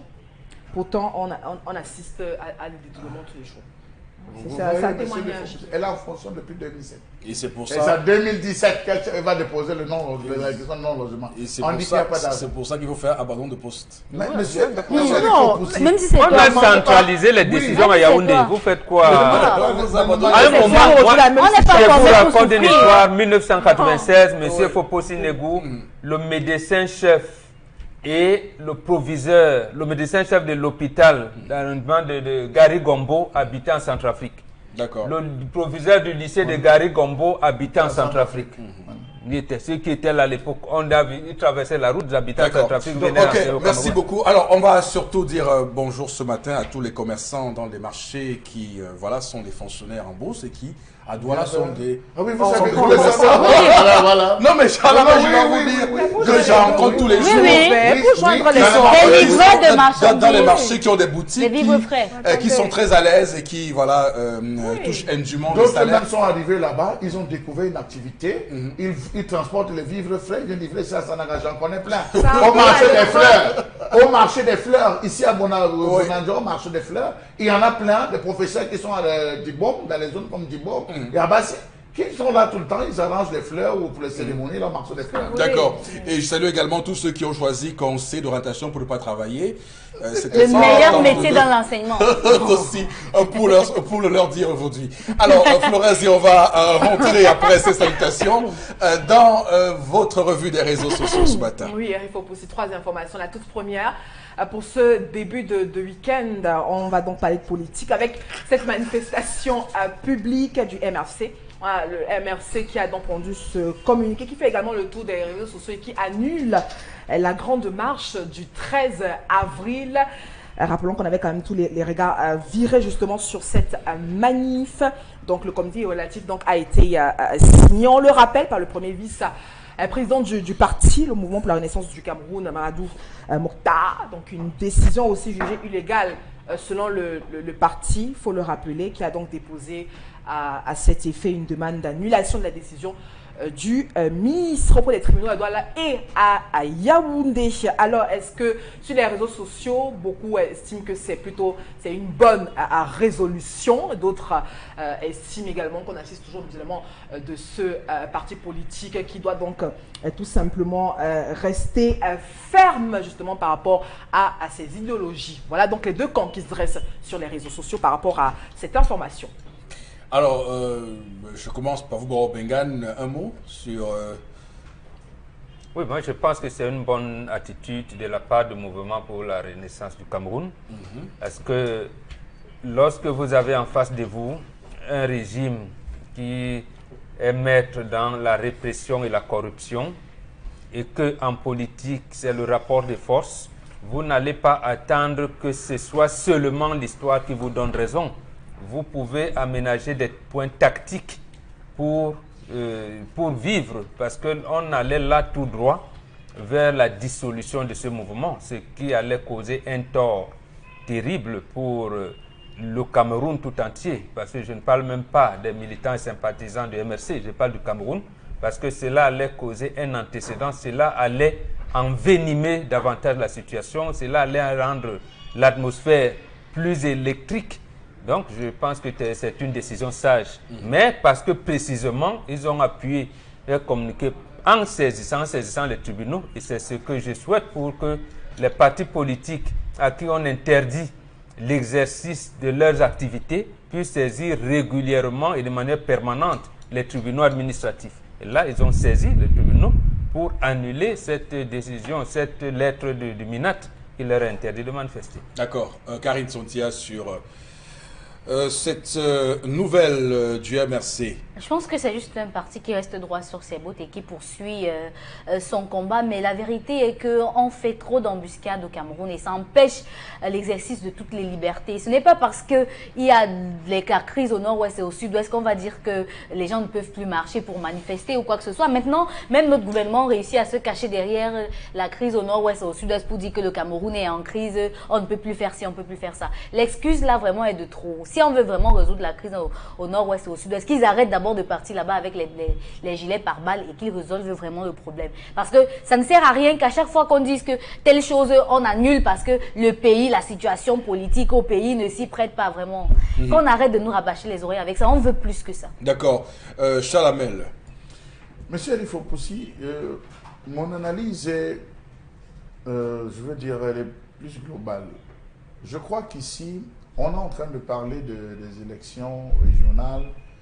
On a l'Assemblée nationale qui s'est penchée sur la question du nombre.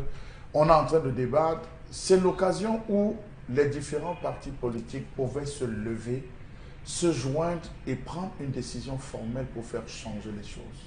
c'était le moment où, pour moi, c'est le moment idoine pour ces différentes parties de revendiquer, de récupérer définitivement leur pouvoir et leur droit de parole dans un pays comme celui-ci, où tous s'élèvent pour dire nous sommes sous une dictature, nous sommes sous ci, on est muselé, on a vu le CPP s'élever en disant que ce n'est pas au ministre de l'administration territoriale de venir nommer des gens chez nous, on a vu l'UPC le faire, mais au moment où il faut mutualiser les forces, c'est chacun pour soi. Finalement, c'est le combat de qui? C'est le combat de quoi? On défend quoi? On recherche quoi? Voilà pourquoi, à ce niveau, vous vous rendez compte que le peuple encore est perdu.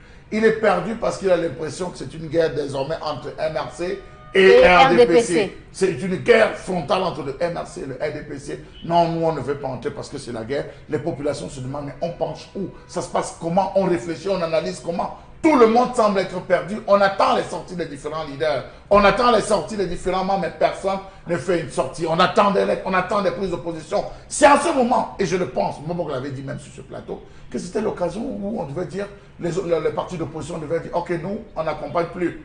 On ne vous accompagne plus. Vos affaires des élections régionales, on n'est pas dedans. Vos affaires des municipales, on n'est pas dedans. Il faut redéfinir, il faut revoir le code électoral. Il faut, tant que vous n'avez pas libéré, je crois que c'était ça, cette mutualisation des forces. Mais je crois que nous sommes très, très loin de tout cela. C'est devenu un combat MRC-RDPC. Espérons qu'il y aura un meilleur arbitre avec les 150 plaintes qui ont été déposées dans les services de l'ONU à l'international et tout. Espérons que le meilleur arbitre, un très bon arbitre, saura entrer pour pouvoir donner gain de cause. Mais là, on est mal barré. Je dis on est véritablement mal barré parce que c'est chacun sur son front. Dernière information, la Commission africaine des droits de l'homme a également réagi sur la question de l'affaire MRC et a clairement tensé le gouvernement camerounais. Alors Florazé, on poursuit cette revue des réseaux sociaux. Oui, Eric Fopoussi, on poursuit avec ce que les médias ou encore sur les réseaux sociaux on a taxé de honte, la visite de la honte. Et bien, on n'est vraiment pas parti à la main douce, hein. On a utilisé des mots très très forts pour donc développer sur la visite de Nalova Lyonga à Douala. Je rappelle qu'elle est venue justement sans créer des conditions sécuritaires dans les établissements scolaires et elle a pris exemple sur le lycée bilingue de Deldo, justement où elle allait adresser justement ses sincères condoléances de la part du chef de l'État, aussi auprès de la famille. Et justement, vous pouvez imaginer les réactions, les vives réactions chez les internautes des Camerounais, ce que les Camerounais on pense après 2 semaines seulement que s'est produit le drame au lycée bilingue de Deldo, où on a eu justement aucune réaction prompte même de cette administration. Et aujourd'hui, on en est là pour parler maintenant de sécurité dans cet établissement scolaire qui n'est pas le seul justement emprunt justement à ce type de réaction et de sévices à l'endroit des élèves. Eric Fopoussi estime que c'est trop tard et qu'on en a marre justement de ce type de réaction. Quand tout est déjà fait, quand le mal est déjà consumé, on vient maintenant en état d'urgence pour essayer d'administrer une sorte de piqûre et d'injection et autres. Voilà là où on en est justement. Elle est là, mais je rappelle quand même que sur la toile, Eric Fopoussi, chacun, on a seulement balayé cette information du revers de la main et on estime que c'est une honte encore pour l'éducation au Cameroun. Donc, Chalamel, qu'est-ce que vous dites? Vous dites rattrapage échoué. Monsieur Eric Fopoussi, propagande politique. Il n'y a rien de compassion dedans. Enlevez l'expression compassion. Pour moi, c'est une pétale, le temps d'une pétale de rose. Je vous lis un extrait, monsieur Eric Fopoussi, des déclarations de madame le ministre. Je voudrais vous informer que nous sommes venus voir les populations, nous sommes venus voir les parents du défunt et pour dire aux populations que nous sommes en contact avec les parents. Point. Nous leur avons donné 1 million de francs CFA juste pour essuyer leurs larmes. Cela ne remplacera pas leur fils. Ça se dit ça. Ça se dit ça. Quand on place devant les gens, ça se dit ça. Qu'on est venu, on a donné 1 million de francs. Devant les médias, qu'on a donné 1 million de francs CFA, ça se dit ça. Monsieur Eric Fopoussi, ça nous a amené, moi ça m'a amené à enquêter. Lorsqu'un enfant s'inscrit, il y a ce qu'on appelle l'assurance scolaire. Cet enfant avait payé son assurance scolaire. Qu'est-ce que l'assurance dit? L'assurance a dédommagé à hauteur de combien? Là, il faudrait qu'on s'intéresse à cette question de l'assurance scolaire. Parce que là, il y a du pâturage. Les 1 million représentent quoi? Qu'est-ce que les 1 million qu'elle est venue donner, ça ne sent quoi? C'est quoi? C'est pour Diasia. Elle est descendue au lycée, il y avait quel élève au lycée? En pleine vacances, en plein congé, elle descend dans un établissement scolaire. Pour dire quoi? À qui? Pour tenser les responsables des établissements scolaires en leur disant que ce n'est pas parce qu'on remet les bulletins qu'on devrait relâcher la vigilance.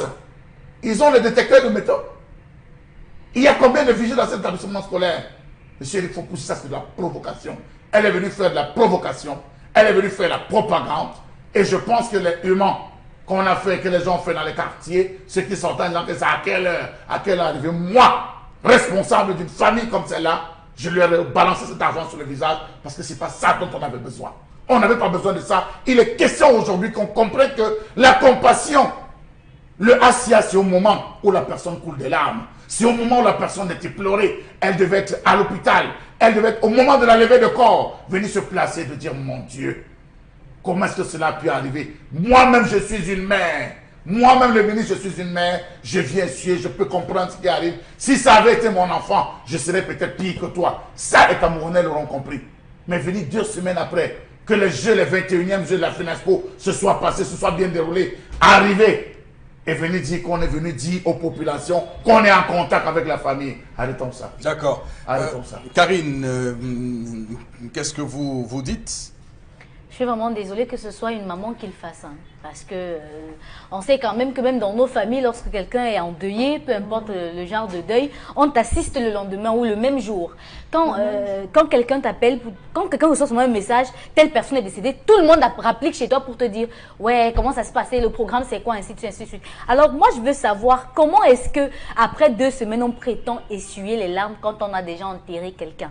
Parce que c'est quand même un enfant, c'est une maman. Ce n'est pas pour rien que c'est madame la ministre, ce n'est pas pour rien que c'est une femme. On aurait espéré qu'avec son cœur de mère, qu'elle soit plus touchée par la situation et rapplique, ou encore étant à Yaoundé, qu'elle fasse au moins un discours pour parler. Mais elle ne l'a pas fait. Aux obsèques, c'est quelqu'un qui a lu les condoléances de madame la ministre. Mais vraiment, on est désolé, mais on ne reçoit pas cette visite. Et encore plus, en période de congé, où il n'y a pas d'élèves à l'école, on fait le discours à qui? Aux hommes de médias? Combien d'élèves regardent la télévision? On fait le discours à qui? Au proviseur, pour qu'il fasse quoi? Un proviseur qui était d'abord absent pendant les faits et qui 2 jours après, on disait toujours que madame le proviseur n'est pas au lycée pour l'instant. On fait le discours à qui? Parce que même le proviseur n'est pas témoin des faits. Lui-même, il n'était pas là. Elle-même, elle n'était pas là. Elle a aussi entendu ce qui s'est passé. Elle a dit, Karine, la remise des bulletins ne doit jamais être une occasion de relâchement de la discipline. Vous devez vous assurer que les élèves arrivent, font en classe, prennent les bulletins et repartent immédiatement. Aussi. Ça, c'est ce qu'il faut dire aussi aux élèves. Peut-être qu'avec son discours direct aux élèves, ça aurait pu changer quelque chose. Ça aurait pu mettre la puce dans la tête des élèves en disant, au moins c'est la ministre qui parle, la situation est différente.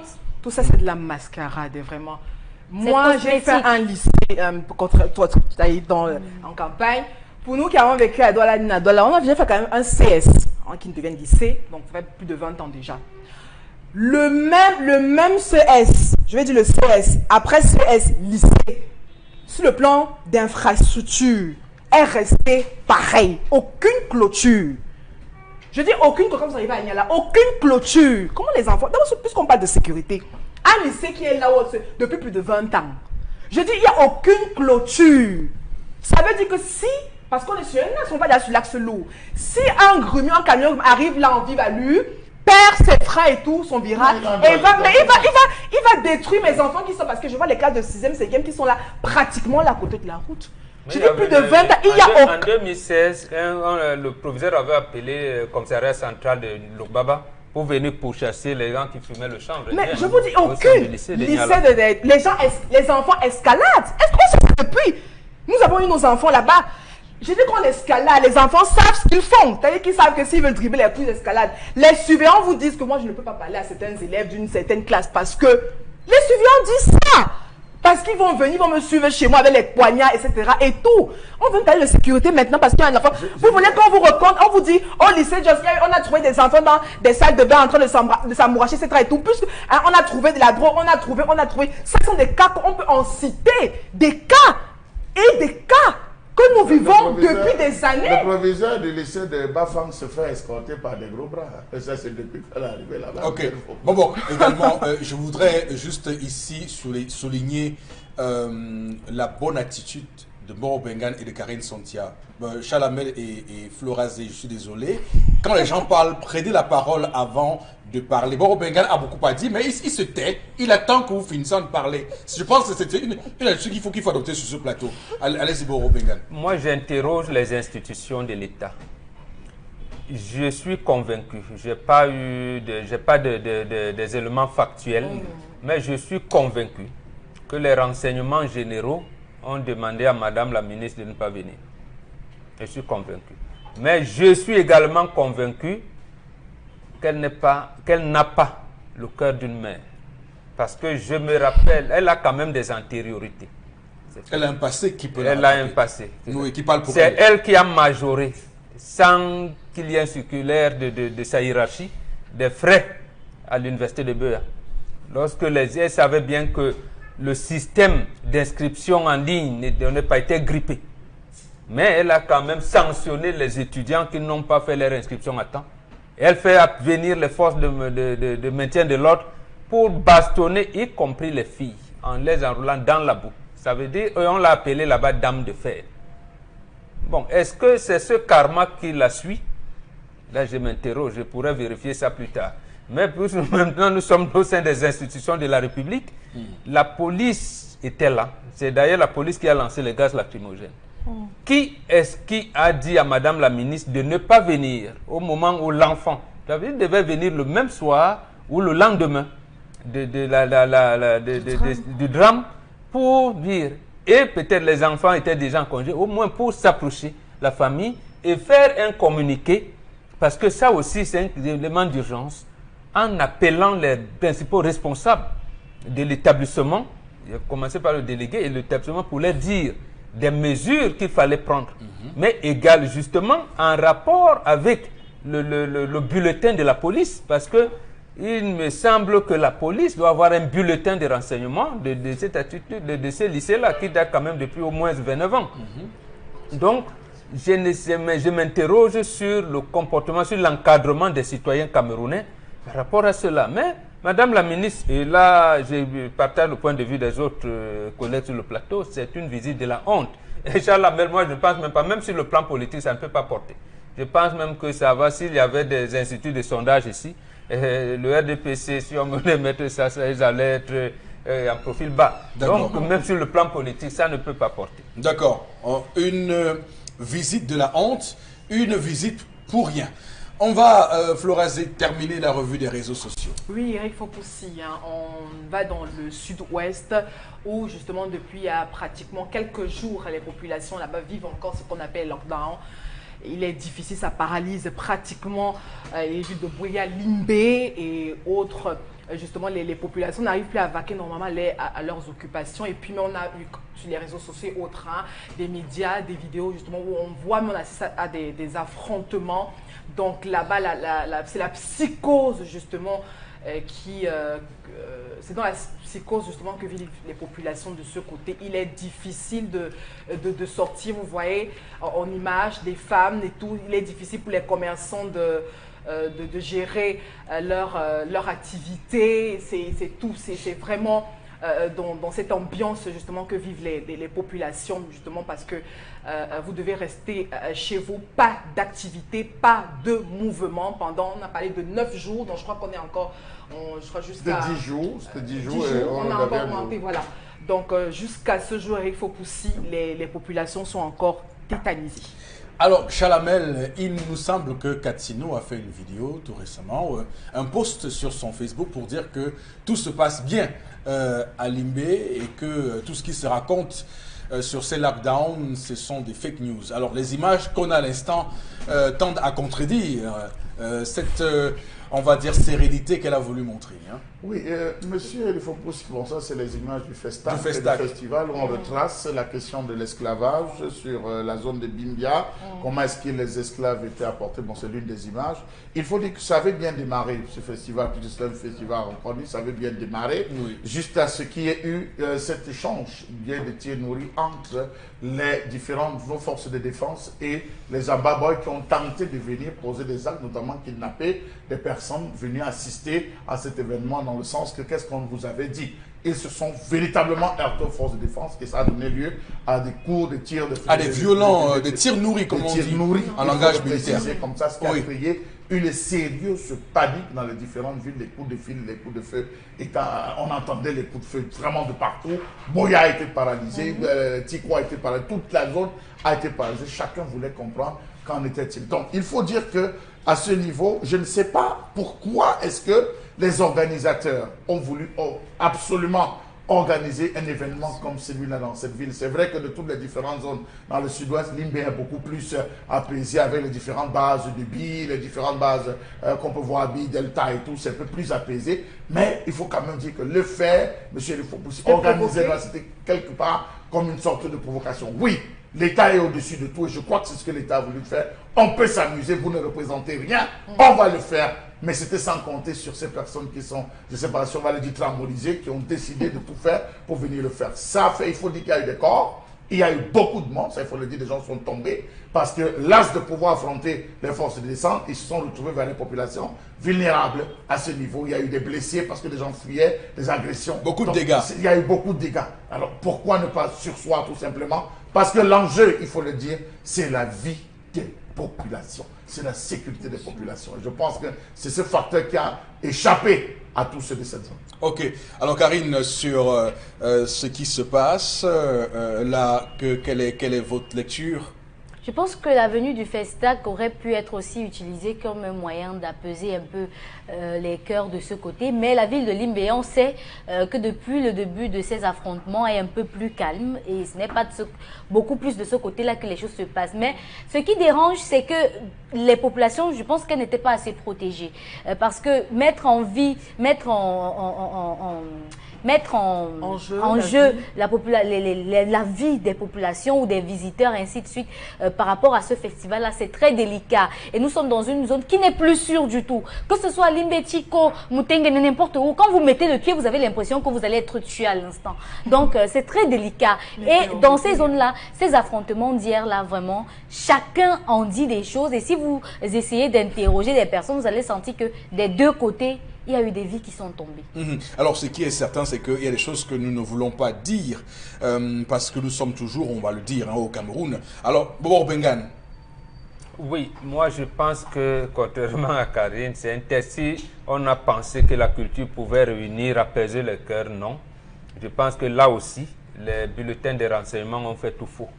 Mais si c'était un truc pour dire, oui, ça ne peut pas apaiser, mais le gouvernement central dit quand même qu'on va leur montrer que nous, il n'y a pas de démonstration de force. Tout le monde soutient le chef de l'État. Je pense que même tous les partis d'opposition, même ceux qui contestent les élections présidentielles, ils disent c'est vous, monsieur le chef de l'État, qui avez les cartes en main. Donc, en fait, il a cette autorité-là que tout le monde lui reconnaît.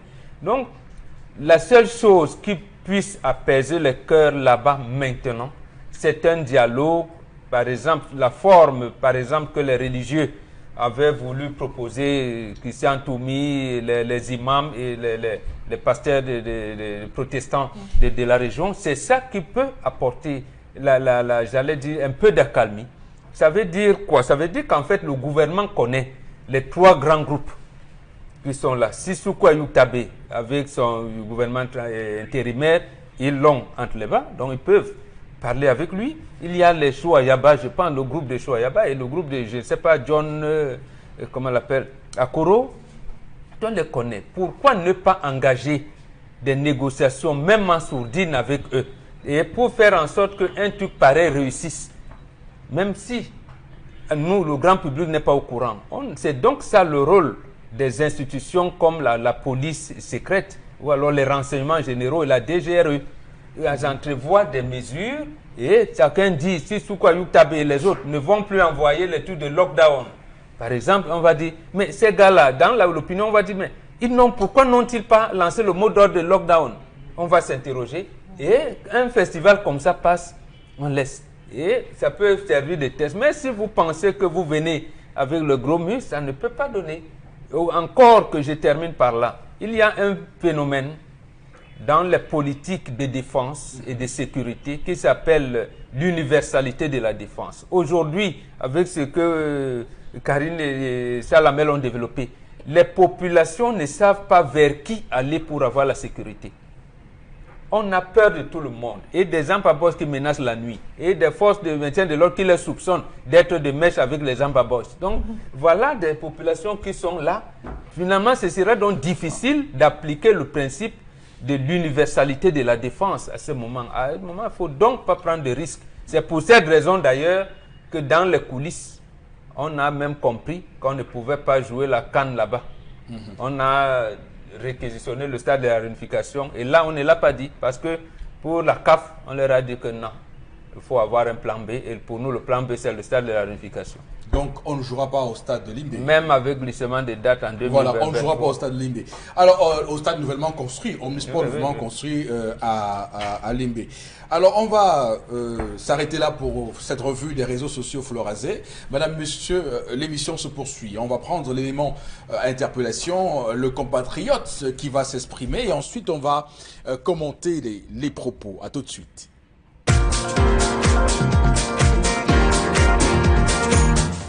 Moi, je regrette beaucoup parce que nos petits-enfants qu'on accouche, aujourd'hui, on ne sait même pas ce que les petits-enfants-là vont devenir demain. On n'a pas l'avenir. Les enfants-là n'ont pas d'avenir. Si vraiment le gouvernement peut comprendre les larmes des Camerounais, il faut chercher à améliorer le système de vie des Camerounais. L'idée pour le développement et le progrès de notre pays, c'est qu'il nous manque à faire au Cameroun. Il faut créer les emplois. Il faut que le gouvernement cherche à créer les emplois aux citoyens camerounais, les jeunes. Parce que les jeunes non plus. Donc les jeunes n'ont plus de projet, on n'a plus rien dans la tête. Ils sont partout au Cameroun, c'est les biens. On voit que les églises, les bars et tout ce qu'on fait au Cameroun actuellement, c'est les motos, les callbox, les gens n'ont rien à faire. Voilà, commentaire en plateau. D'abord, Chalamel, sur ces propos de notre compatriote. Il voit très bien qu'il n'y a pas d'issue pour les Camerounais. Et il le dit clairement. Monsieur Eric Fopoussi, je crois que, je vous l'ai dit hier, à suffisance, lorsque vous prenez le pôle de ce pays, à travers ce que les gens pensent, ce pas des gens qui sont concentrés dans une zone, c'est des gens qu'on prend de manière éparse. Bonabérine, Dorpassi, un peu partout. La caméra de Sédik Chouna se balade dans toute la ville de Douala, dans tous les parties du pays. Il faut le préciser, c'est les mêmes problèmes qui reviennent. C'est à se demander, et ça c'est important aujourd'hui, qu'on interpelle le porte-parole du gouvernement. Mais écoutez ce que dit le peuple. Et entendez-vous les cris de ce peuple. Est-ce que César est à l'écoute? Est-ce qu'il se rend compte de ce que vit le peuple? Vous dites une chose, le peuple en dit le contraire. Est-ce qu'il y a un monde, comme on dit, il y a l'enfer, le purgatoire et le paradis? Est-ce que nous sommes véritablement en enfer et vous vous occupez d'un pays qu'on appelle le purgatoire? Nous, on ne voit pas tous les fruits de ce que vous êtes en train de dire. Ça va où? Donc, je pense, monsieur, il faut aussi que c'est assez complexe, c'est assez compliqué. Soit c'est un Tama-Sud qui est subdivisé en deux parties, soit c'est un Tama-Nord qui est complètement... Alors, Karine Sontia, juste un mot là-dessus. Le citoyen a soulevé plusieurs mots qui minent notre société, c'est-à-dire les églises qui pleuvent comme des petites pluies, et des bars, motos, taxis. L'avenir est sombre, c'est vrai, parce qu'autour de nous, on n'a plus rien comme repère pour s'appuyer et penser à demain. On ne pense pas à demain véritablement parce que aujourd'hui déjà nous dépasse. On n'arrive pas déjà à survivre aujourd'hui. Comment dormir et penser à demain? Ça, c'est la vraie question. Ok, on va tout de suite basculer pour la suite de ce programme, madame, messieurs. Saviez-vous que 40 à 50% de la population est préoccupée par les vergetures? Heureusement, il y a Vergeturof. Votre crème anti-vergeture fabriquée à base de plantes et de fibres naturelles. Vergeturof favorise la régénération cellulaire, stimule la production du collagène qui restaure l'élasticité de votre peau. Et en plus, les résultats sont visibles dès le 7e jour. Avec Vergeturof, vous ne cacherez plus jamais votre belle peau. Vergeturof repart et protège. Vergeturof, le miracle du cosmétique. Et donc, pour en parler, Miss Vergeturof, bonjour. Bonjour Eric Fopoussi, bonjour la grande équipe du Zénith, bonjour fidèles téléspectateurs de la chaîne Equinox Voilà. Ouais. Au menu ce matin.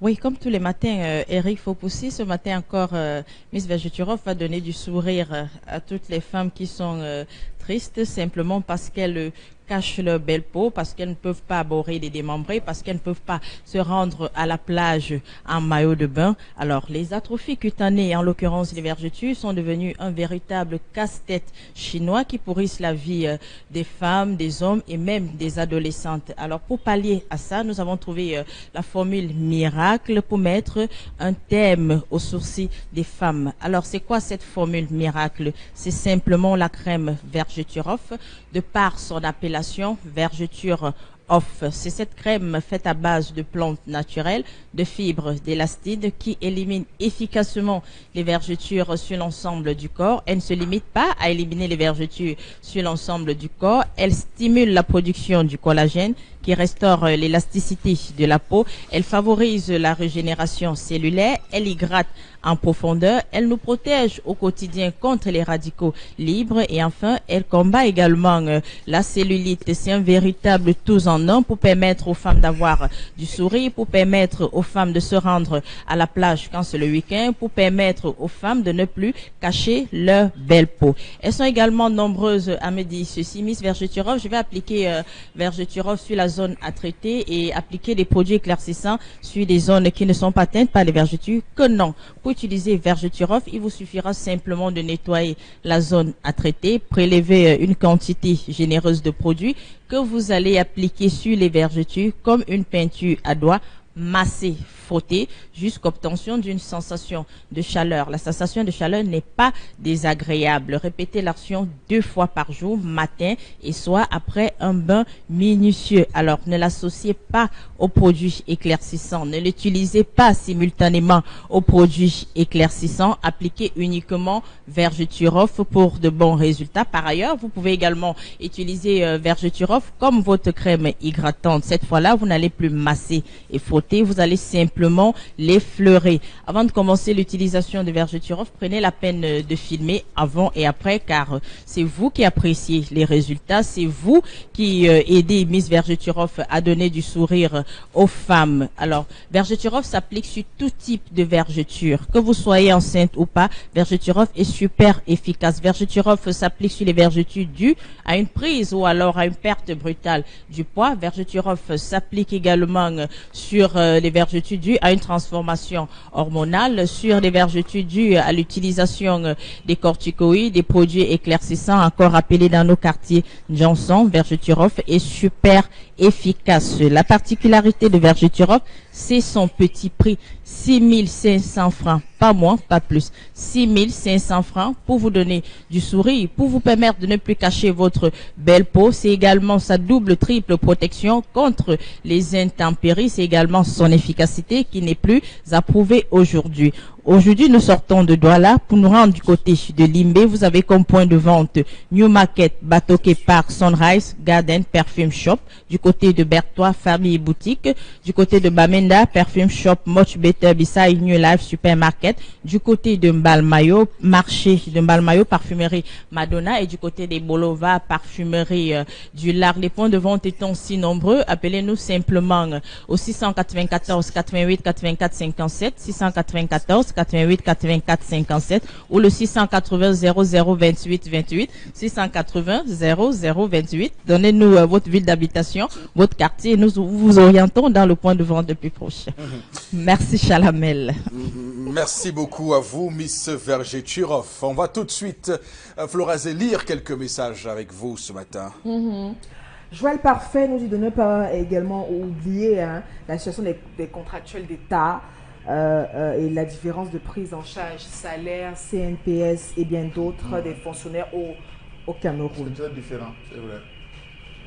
Pourtant, ils ont les mêmes obligations, nous dit-il.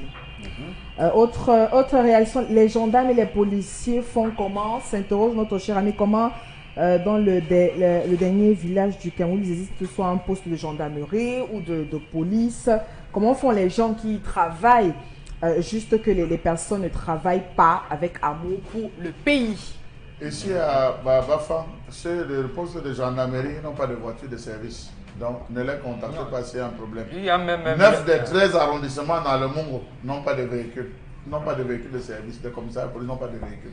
Le commandant de brigade de gendarmerie à côté de Ngaoundéré, lui, il paye avec ses frais.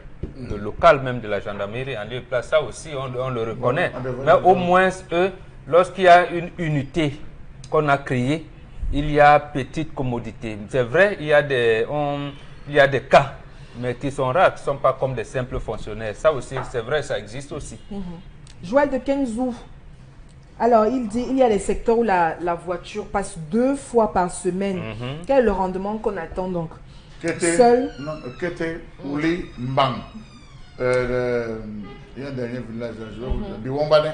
Ok, il nous dit seul. Allez-y, Florence. Il nous dit seul le Gabon, le Canada nous reconnaît. C'est pourquoi les Camerounais, après formation, préfèrent partir. Autre réaction, le lieu d'affectation ne pose pas trop d'inquiétudes, seulement créer les primes de distance et de risque pourrait réconforter un peu les enseignants. Et le syndrome Auguste Awafou. Donc, on donne d'abord ce qui existe. Le syndrome quoi? Il dit le syndrome Ayafonka Augustin pourra, donc Augustine pourrait disparaître. C'est d'ailleurs dans l'acto qui réagit ce matin. Je ne sais pas pourquoi il le dit.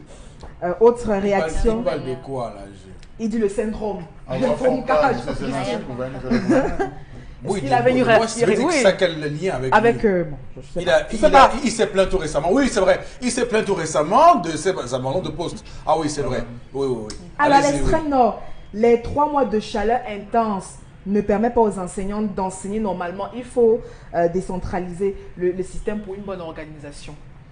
Normalement, avant qu'on affecte quelqu'un, M. Eric Fopoussi, on devait lui donner des habitudes. Vous allez vous rendre compte qu'en période de forte chaleur, les nordistes consomment beaucoup d'oignons, ils composent beaucoup, il y a des repas qui sont adaptés. Oui, ils ont des repas qui sont adaptés. On devait vous préparer à cela avant que vous n'arriviez dans ce type de zone. Vous allez au nord, à tel moment vous devez manger ça pour pouvoir éviter. Parce qu'il y a des nourritures que lorsque vous consommez, vous transpirez encore à outrance. D'accord, oui, allez-y. Oui, nous formons des enseignants et on attend des années pour les mettre en service. Il faut donc valoriser tous les corps de métier, un peu comme dans l'armée, s'il vous plaît. D'accord. On a parlé des médecins, on a parlé, c'est pas seulement des enseignants, on a parlé des médecins, on a parlé des postes agricoles, des responsables agricoles, c'est pas seulement pour... D'accord.